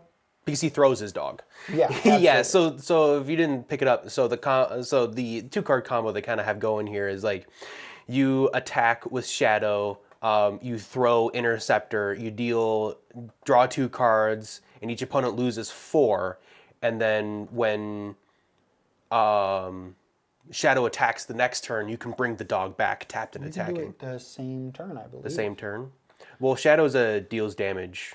Oh, yeah. Yeah, so Shadow is a combat damage trigger. Shadow, the Interceptor is an attacks trigger. So when you throw the dog with Shadow, you have to wait till the next turn to bring the dog back. Yeah. But it's still cool that Shadow throws his dog. He draws 2 cards, pings everyone for 4, and then his dog comes back the next turn, tapped and attacking for 3 mana. I love it. It's very cool, very flavorful for the game, as well as very powerful in terms of like gameplay and Commander, because getting something back every single turn leaves the graveyard sort of synergies, and also puts it in synergies with like Sir Conrad and things like that. Very good. Yeah, and you can also just kind of put big things into your bin and reanimate them and then fling them. Doesn't even have to be the dog, and it can be like any sort of big chunky like Valgavoth style card sitting in your bin. Yeah, and just kind of pump them out. For reference, the mono black assassins commander set. Oh yeah. No commander has over 100 decks. Oh really? Wow. The top mono black is Desmond Miles from Assassin's Creed with 75. So, yeah, I think between Shadow or Interceptor, there's a very real space for... Assassin a mono-black Assassin Kindred, yeah. At least one of them to take over. Nice. So who's next? We're going to switch to red. Ooh, we're switching to red. That means we're talking about Clive, Ifrit's Dominant. Absolutely. Clive is 4 red for a 5/5 human noble warrior. When Clive enters, you may discard your hand, then draw cards equal to your devotion to red. And then you can pay 4 red, tap, and exile Clive. Return him to the battlefield as Ifrit, Warden of Inferno, a 9/9 saga demon with Chapter 1 being Lunge. Ifrit fights up to 1 other target creature. And then Chapter 2 and 3 are Brimstone. Add 4 red mana. If Ifrit has 3 or more lore counters on it, exile it and return it to the battlefield as Clive. Clive's sick. I love this. I love Clive very much. Like one of my favorite Final Fantasy characters in general, and to have his card be so cool and flavorful and like do the cool like summon thing that I've been talking about where he flips back over. It's unbelievably cool. I will be building Clive for some content, so. And my build generally just boiled down to mono red devotion. You know, you're playing you're playing all of your like Fanatic of Mogus style effects. You're playing like your damage doublers. You're playing like your Goblin Chain Whirlers, and you're just like it's gonna be a long night, boys. Going whole hog into mono red devotion, damage doublers. Go playing big red. We're on the bright side. It's gonna be sick. Big red, the soda or the gum? We're going straight. Why not? We're chewing the gum while drinking the soda. Oh, extra big red. We're going big red. Yeah, I love Clive. I think it's one of my favorite cards of the entire set. Yeah. Very cool. Very cool. And I mean, I love the fact that he basically pays for his own flip cost. Yeah, that's the coolest thing is that when you add the 4 from Brimstone off of Ifrit, he flips back, and you'll have to pay 2 extra to turn him back into Ifrit. So he punches something again. Yeah. You know. That's unbelievably cool. Insane. The fact that you need just himself and a Soul Ring to flip him back over again. Yeah. It's like, hey, we're good. Or a Temple of the False God, Ryan's favorite card. No, I hate that card. That card stinks. That card stinks. I hate it. Gas. Love it. Love a Temple of the False God. Speaking of Temple of the False God, next up is Firion, Wild Rose Warrior. Firion, for 2 and a red, you get a 3/3 human rebel warrior. Equipped creatures you control have haste. Oh, thank God. Whenever a non-token equipment you control enters, create a token that's a copy of it, except it has this equipment's equip abilities cost 2 less to activate. Sacrifice that token at the beginning of the next upkeep. That's such an interesting... Ooh, upkeep. Next upkeep. Wow. That's such an interesting way to do mono red equipment, because usually when you have Boros equipment, it's just slap a stick on a guy and keep going. This is like you want the very juiciest equipment, especially with equip 2s, so they equip for 0, and then you want to just like suit it up. You just want to suit Firion up or whoever else and just get in. Yeah. We mentioned a couple of those earlier equip 2s. We did. Yeah.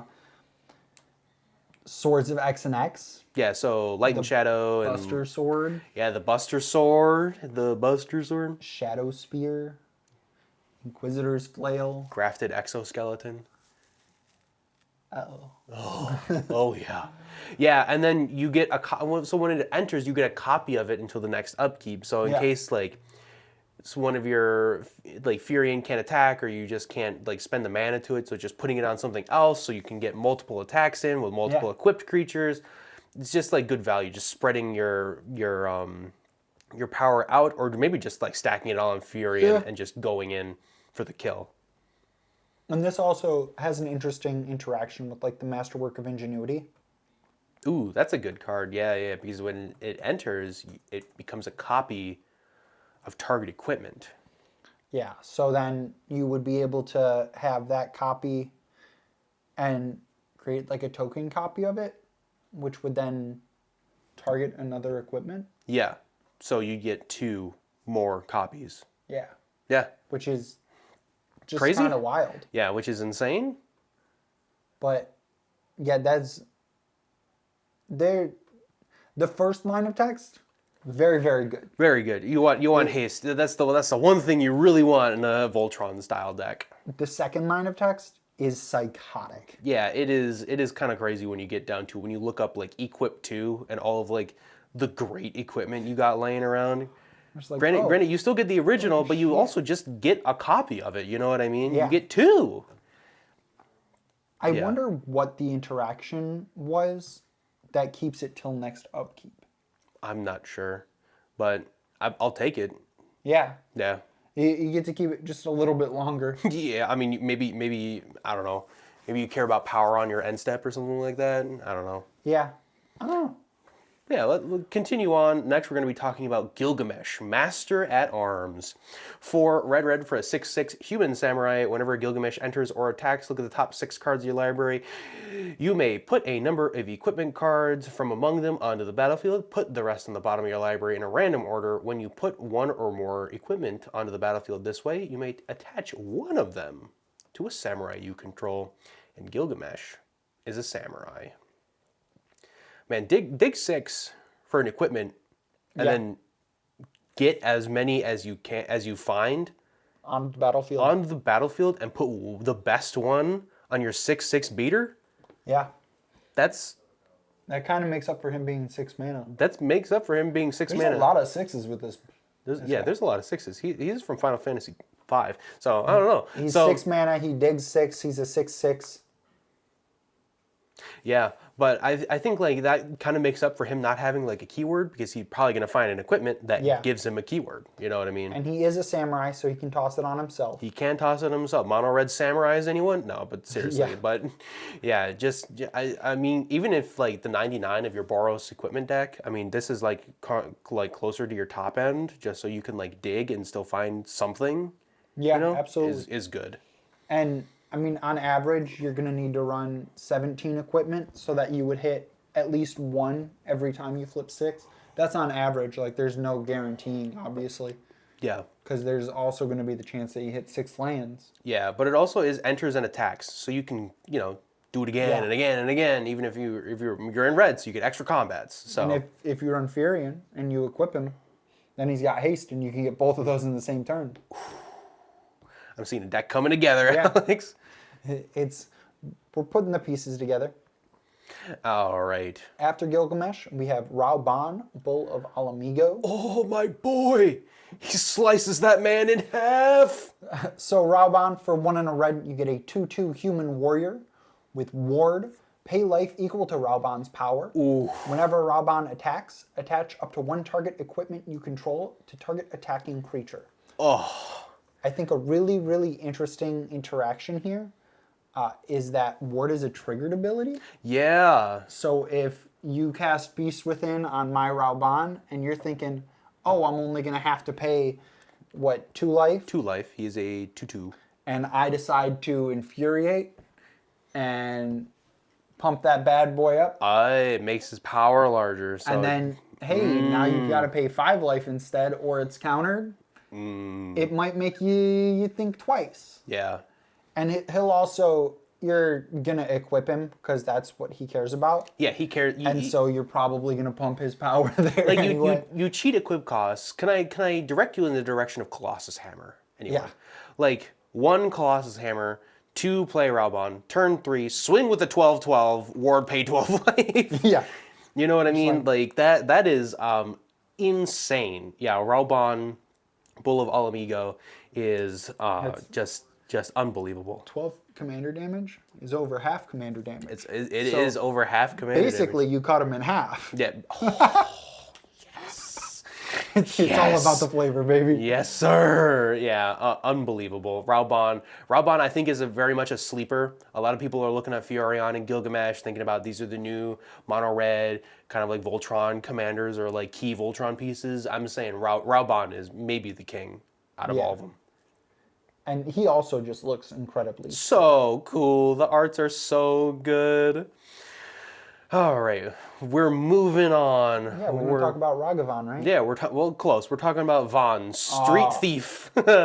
So Von, Street Thief is 2 and a red for a 2/2 human scout. Whenever 1 or more scout, pirates, and or rogues you control deal combat damage to a player, exile the top card of that player's library. You may cast it. If you do, create a treasure token. It does not say mana of any color can be spent to cast that card. Oh. But you at least create a treasure token. Yeah. So whenever you cast a spell you don't own, put a +1/+1 counter on each scout, pirate, and rogue you control.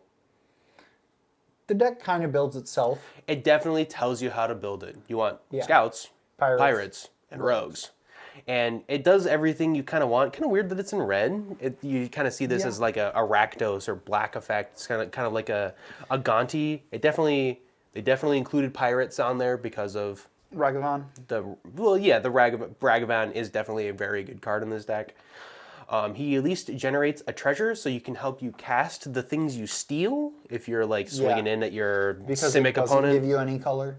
Yeah, especially if you're swinging in at your Simic opponent and you steal one of their sea monsters off the top of your deck. You're like, well, I can't cast this. Well, at least I get a treasure token, so I can add a blue to cast their Inkwell Leviathan or something. So,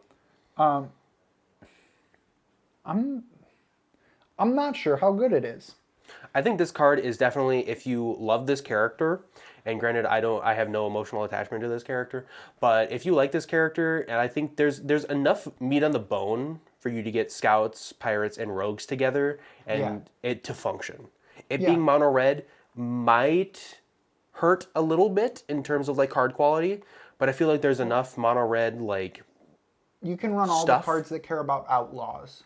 You just have to remember, scouts are not outlaws. Yeah, but rogues and pirates and pirates are both going to be outlaws. Yeah. So you'll get at least a little bit more value out of that. You run cards that care about treasures. Or exiling the top. Yeah, and then cards that care about casting from exile. Yeah, like when the best card in this deck is probably like Goldspan Dragon, you know what I mean? Yeah. So, Van Street Thief, definitely a medium commander, but it seems to be very good in a Scouts, Pirates, and or Rogues Passage. Yeah. Package, not Passage. That's the name of the card. You run Rogues Passage too, just for flavor, right? You can. Next we have Zell.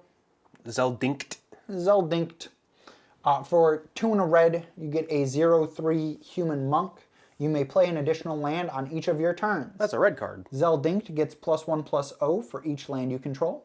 At the beginning of your end step, return a land you control to its owner's hand. Okay, significantly less good by the end of it, but, still, Yeah. I mean, still, I don't think, if you're a sicko, you can try mono red landfall. Yeah, I mean, you would run Morog. Ooh, And I'm not entirely sure why you would run this over Morog. Though I guess Morog is just extra combats. Yeah, he at least Gets you an extra land. and cares about him. He gets buff equal to the Yeah. number of lands you control. So maybe. But he's probably good friends with Gladiolus because Gladiolus, his landfall, give a creature trample. If he's huge, Gladiolus gives him the trample that he wants. And you bounce a land to your hand that you can replay and get more value out of Gladiolus's Yeah, and landfall. you're definitely going to want to run bounce lands if you can, MDFC lands. Not mono red though. To bounce those back. Yeah. Yeah. It's an odd interesting. I don't think Alex or I are very keen on this being your commander. Very keen on it being in your 99. But yeah, if you want to try it, sound off in the comments. Did you try this commander? How did mono red landfall go? Like, what is your tech? Yeah, maybe you run the red channel land Sokenzan. Sokenzan, yeah. Sokenzan would fit pretty decent here because you could bounce it back. Yeah. After you play it. Yeah. But it's few and far between. It's an interesting deck build. Yeah, I don't know if it's a good deck. Send us those lists if you got them. Yeah, there's definitely something to it. Yeah. Someone is cooking. We just don't know if they're burning. Yeah, I was going to say, someone's cooking. Don't know if they're burning, though. Yeah, so now we're moving on to the red cards of the Commander set. And we're starting off with Avalanche of Sector 7. You love them. I do love them. Biggs, Wedges, and Jesse. I love these guys. 2 and a red for a star 3 human rebel with menace. Avalanche of Sector 7's power is equal to the number of artifacts you control, and whenever an opponent activates an ability of an artifact they control, Avalanche of Sector 7 deals 1 damage to that player. Number of artifacts your opponent controls. Oh, your opponent controls. Excuse me. Yeah. So it is. It's less good. Yeah, it definitely cares a lot about your opponents having artifacts. Yeah. So something like Relic Robber would be a great fit here. Ooh, yeah. When it swings through, it gives your opponent an artifact. A rock or whatever it is, yeah.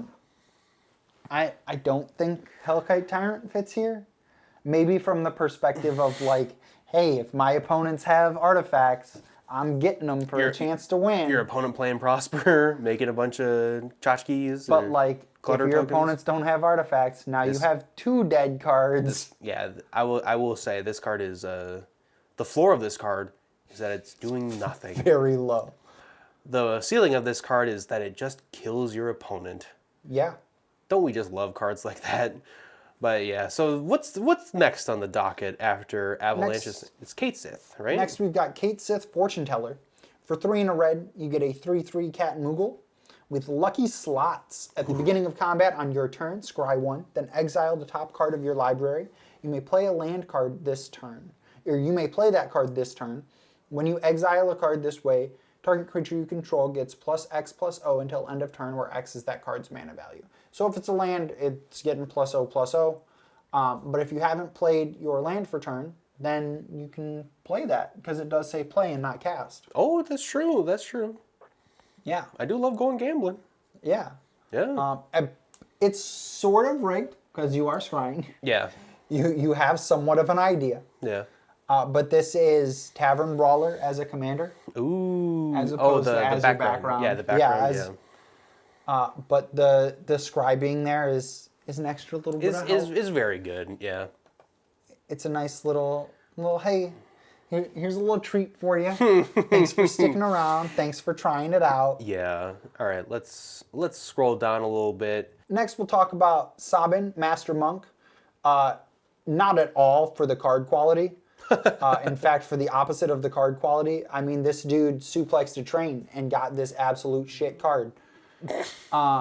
So that blows. He does suplex a train, as seen in the 99 video. But the card suplex, very cool. His commander card, very not. But after that, we'll move on to...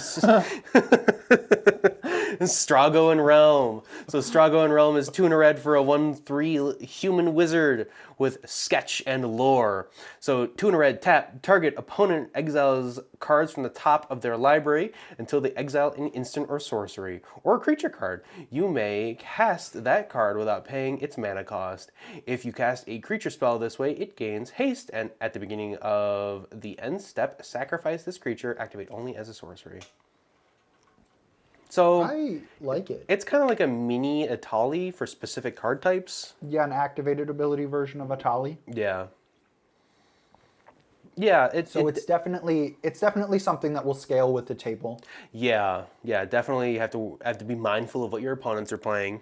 It's another one of those decks that cares about playing cards from exile, which is kind of nice. Yeah. That you have kind of that to fill out your deck. When you play other people's decks. I mean, I'm glad it gives them haste. You know what I mean? If you steal a creature, I mean, you could get whatever instant or sorcery under the sun, whatever removal spell, chunky instant or sorcery spell your opponents are playing. But if you like hit their Birds of Paradise, you can at least tap it for a mana. Yeah. You know, so there's that. And maybe this is something you run stuff that doubles your activated abilities. Maybe you run like a Sundial of the Infinite. To keep the creatures that you're taking. So you haste, okay, I get you. And just kind of find ways to keep the value you're accruing? Yeah, I mean, this is definitely 3 mana to play, 3 mana to end tap to activate, you know, but it can be a very splashy effect. Yeah, it can. And you kind of want to have luck on your side with this. Yeah. Because you don't really know what you're gonna get, and it's not like you're getting each opponent's. Yeah. You're getting target opponents. Yeah, definitely. It's a cute commander. Definitely be mindful when playing it. Yeah, and I mean, it's cute just all around. It's nothing too crazy. Yeah. But speaking of crazy. Next, we have Umaro Raging Yeti. For 5 and a red, you get a 6/6 Yeti Berserker. With Trample, at the beginning of combat on your turn, you choose one at random. Other creatures you control get +3/+0 and gain Trample until end of turn. Discard your hand, then draw 4 cards. Huh? Umaro deals 5 damage to any target. This card stinks. Yeah, This card stinks. Don't play this card as your commander. This card stinks. Discard your hand. Other creatures you control get +3/+0 and only 5 damage to any target, not even the whole board. If you want to play Chaos, but the rest of your pod doesn't want to play Chaos, if you play Umaro. If you want to play like mono red, just like full on degen Chaos, like Warp World and Scrambleverse style effects. This is the one where the rest of my pod not okay with Chaos effects. I want to play Chaos personally. Oh. So these are Chaos effects that only impact me. Umaro. That's not a very good deck. All right, next card. No, it definitely is not. But it's funny. The next card we're going to be talking about is Vincent Vengeful Atoner. 2 and a red for a 3/3 assassin with menace. Whenever one or more creatures you control deal combat damage to a player, put a +1/+1 counter on Vincent. Oh, neat. With Chaos. Whenever Vincent deals combat damage to an opponent, it deals that much damage to each other opponent if Vincent's power is greater than 7 or greater. Or 7 or greater. Sick, another Voltron commander. I was going to say, we talked about a lot of mono-red Voltron commanders already, and I think they're all better than this. Yeah. I think they're all better than Vincent so far. Yeah. He at least has Menace. Yeah, that's true. But I'd rather he play. don't have trample. I'd rather play Gilgamesh. I'd rather play Furion. I'd rather play Raubon. I'd rather play Vaughn. Damn. Damn. All right. Talk about Yuffie after that. Jesus. Yeah. The man's dead, but Jesus. He'll come back as a beast.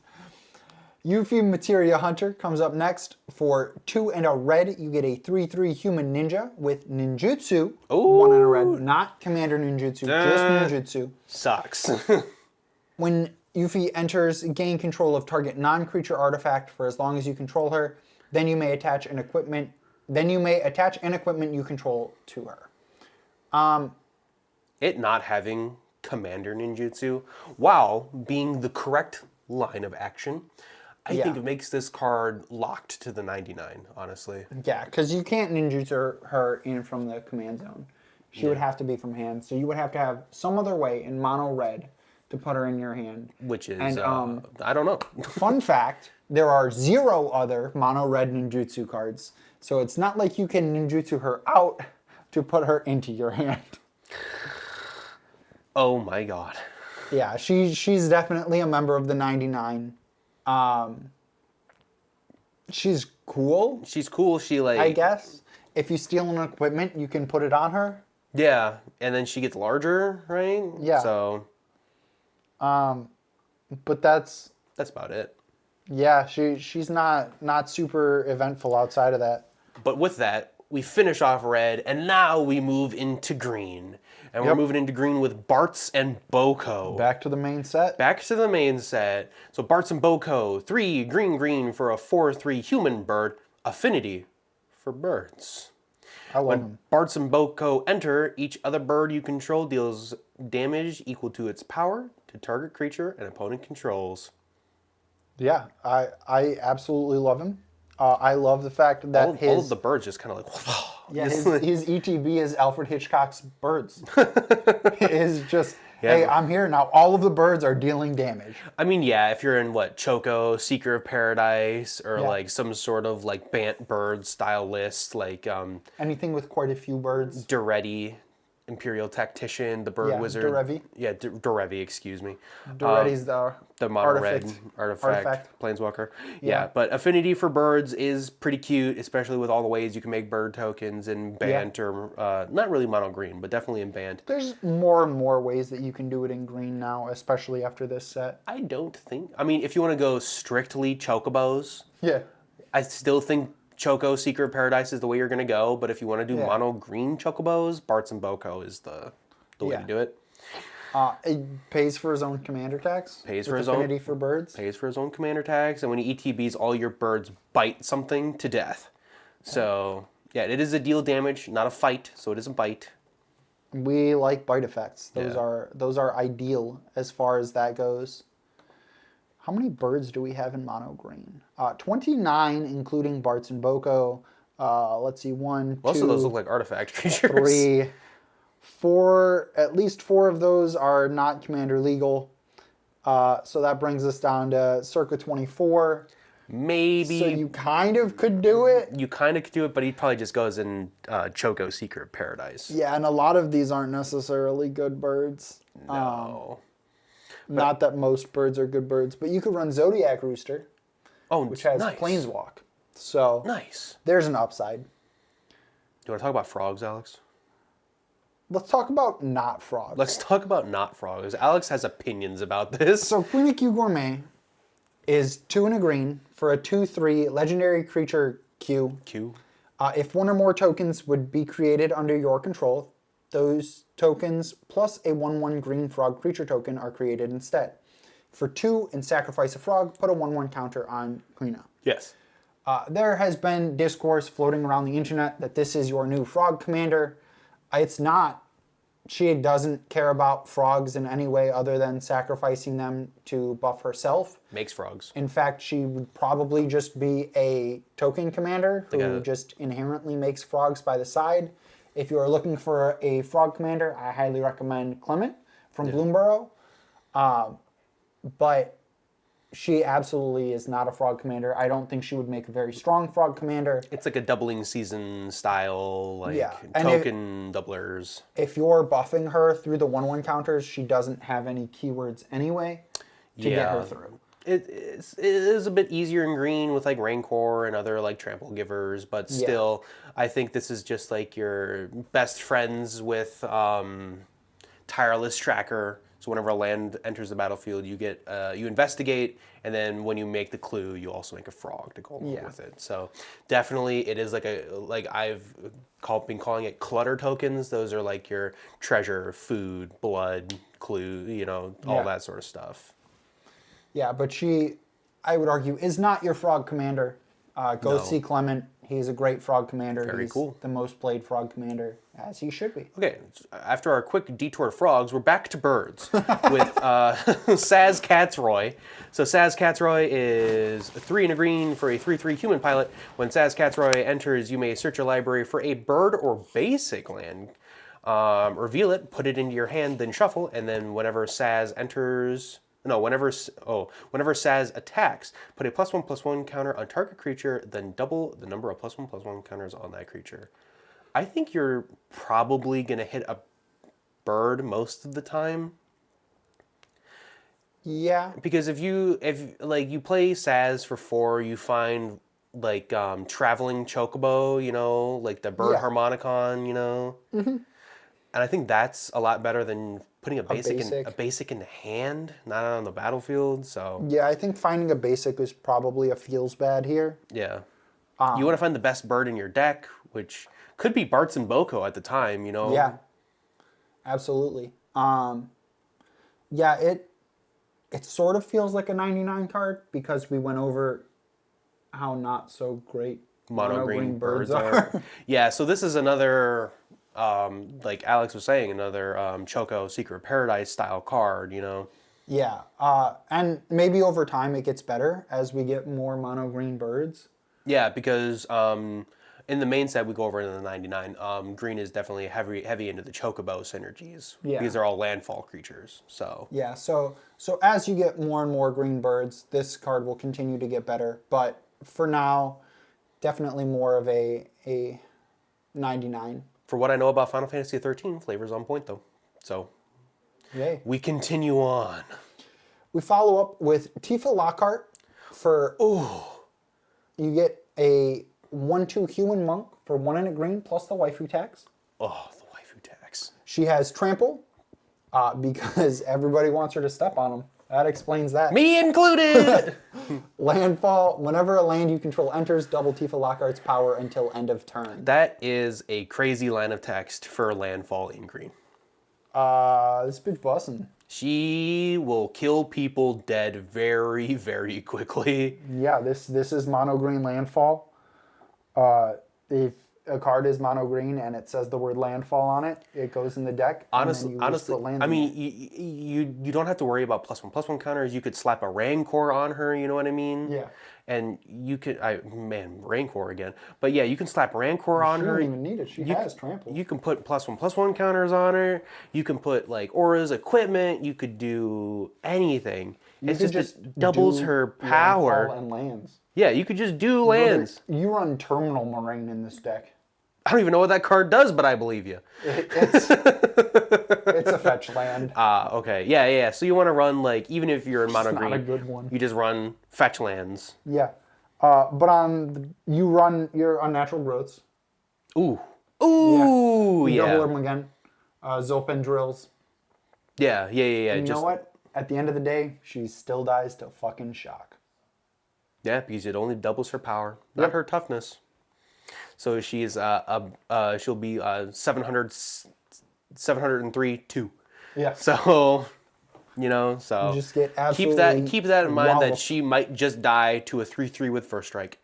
So or Ryan having lightning bolt up. Yeah. So keep that in mind. But next we're moving on to Torgal, a fine hound. Torgal is 1 and a green for a 2/2 wolf.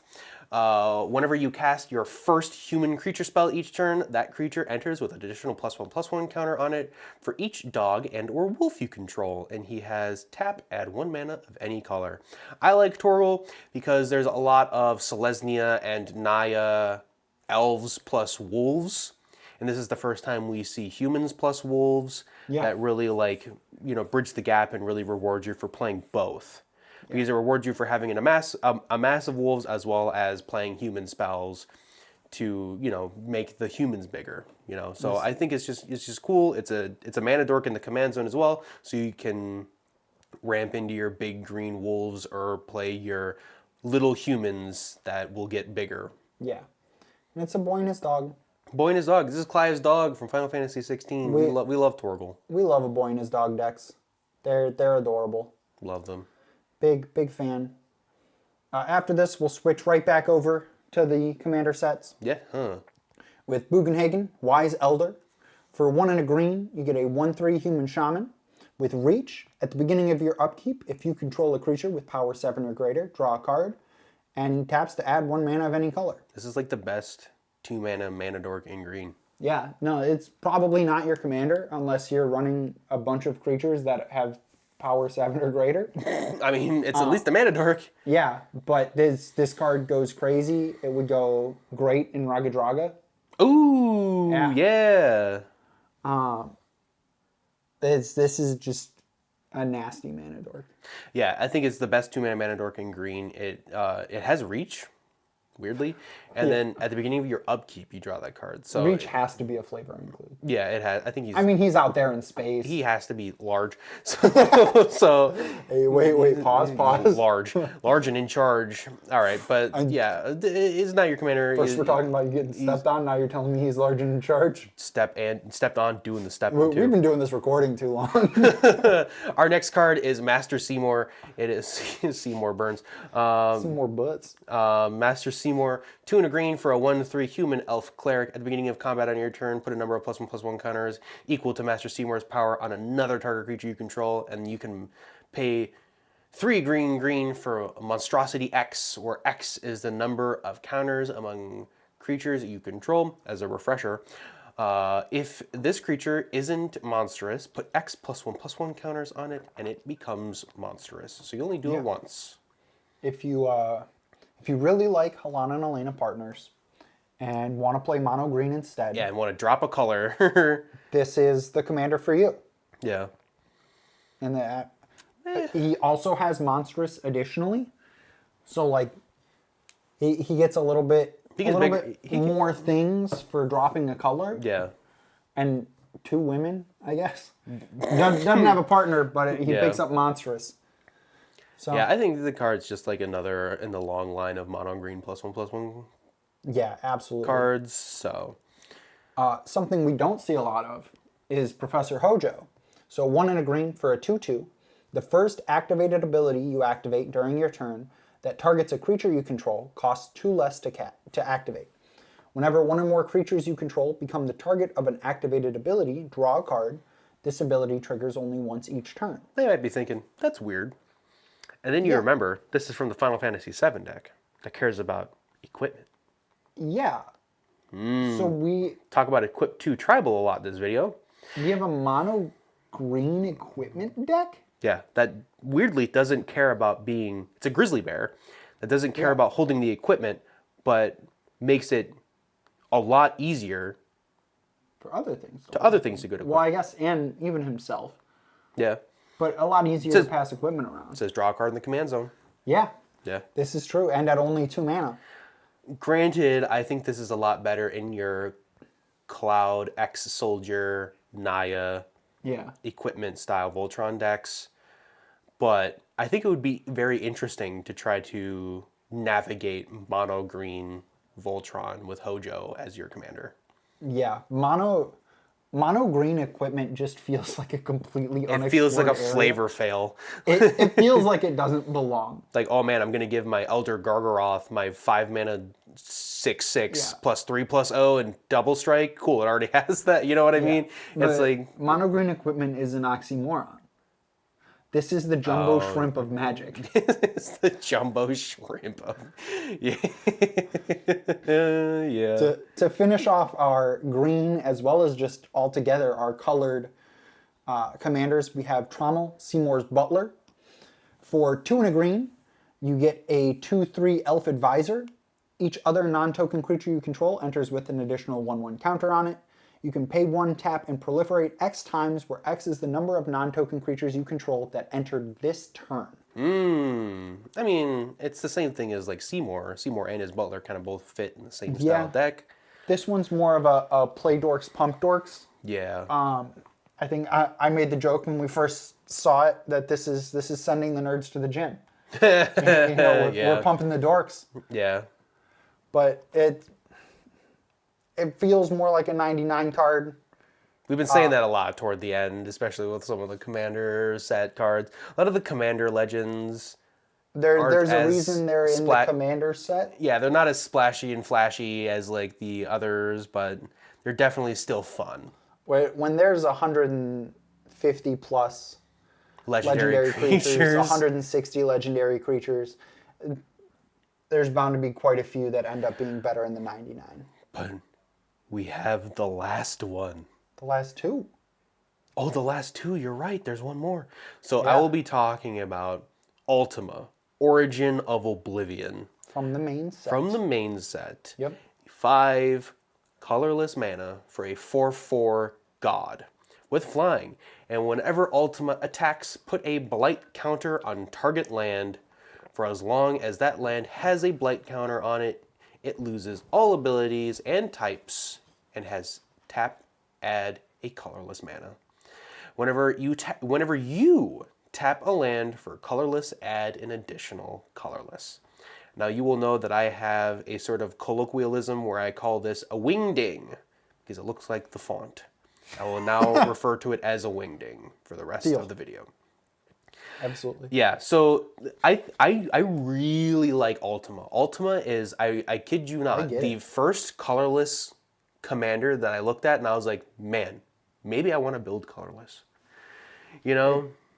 Because most of the other ones are like Eldrazi or they're secret or they're just 5 color, but like I'm looking at Morophon, stuff like that, like Golos back in the day when he was still with us.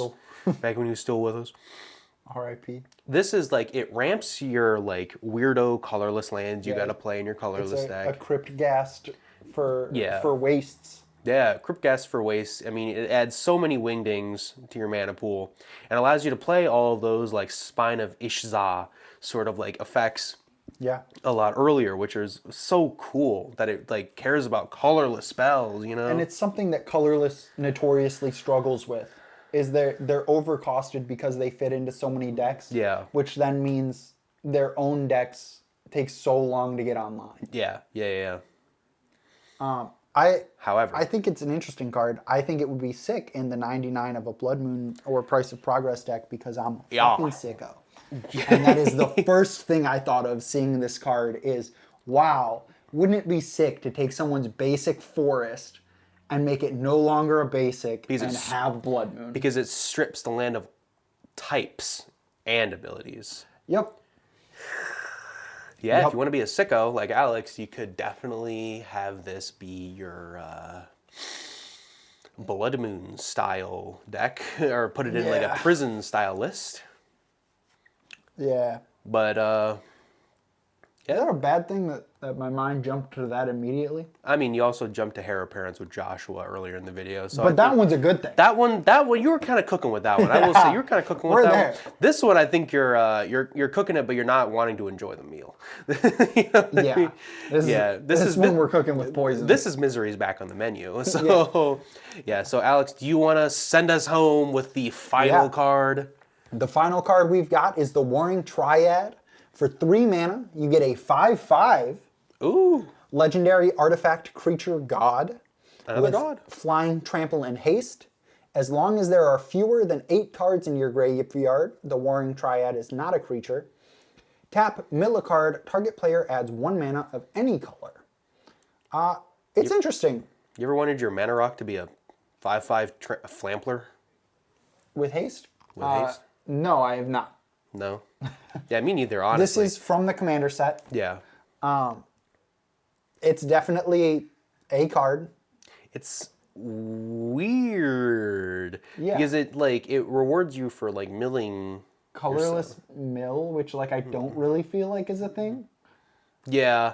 I mean, it says target player adds a 1 color of any mana, so you can give away that mana. This is true. Yeah. Yeah. And it's not the only mana rock that does that you can do that with. So you can use it as a political tool.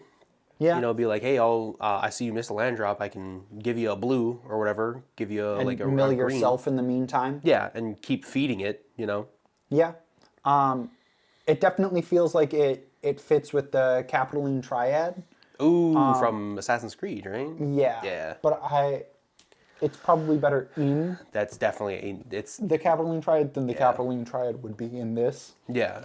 Though I guess it might work both ways. It might work both ways, but I think you'd rather the Triad in the zone, so you always have access to it. You Yeah. know? So. But I guess my thought process was that you only can make the one. Well, if you make multiple emblems, it doesn't really matter. No, yeah. Because they change base power toughness. Base power, yeah. So, like... You just need the ones. Yeah, so if it's in the 99, it does just as good as if it's in the command zone, other than the fact of, like, tutoring for it, you know? Yeah. Yeah. Well, that's it, everyone. Yeah. We made it to the end. This is it. Credits roll. You beat the final boss. It's Final Fantasy and all of its associated commanders that we decided to go through. If you've made it this long, please comment your favorite cereal. And a thank you. Yeah, and a thank you from us to you for sticking around this long. But let us know your favorite cereal. Yeah. Just or Final so that Fantasy we know you character made too. I want to know your favorite Final Fantasy or character. your favorite Final Fantasy character's favorite cereal. Oh God, yeah, but I just want to say that's headcanon. So I just want to say before we exit here, thank you so much for sticking with us for this long. Final Fantasy is definitely, like I said at the top of the show, very much a love letter in art, flavor, references, all of the above, and we love it so much. It's probably going to keep the ticket of my favorite set of the year, maybe top 5, maybe top 3 of all time. So. It's already the most sold of all time. Yeah, it's already not even out yet. It's been breaking records at time of recording for pre-sale. So this is going to be a generational set, and I'm glad that we all here at Snapkeep get to experience it with you all as well. I just want to remind everyone to like, comment, and subscribe. Get us all this type of attention that we need so we can keep doing this for you. Yeah. So until next time, I just want to say thank you all for watching, and we hope every hand is a Snapkeep. Bye. Bye-bye.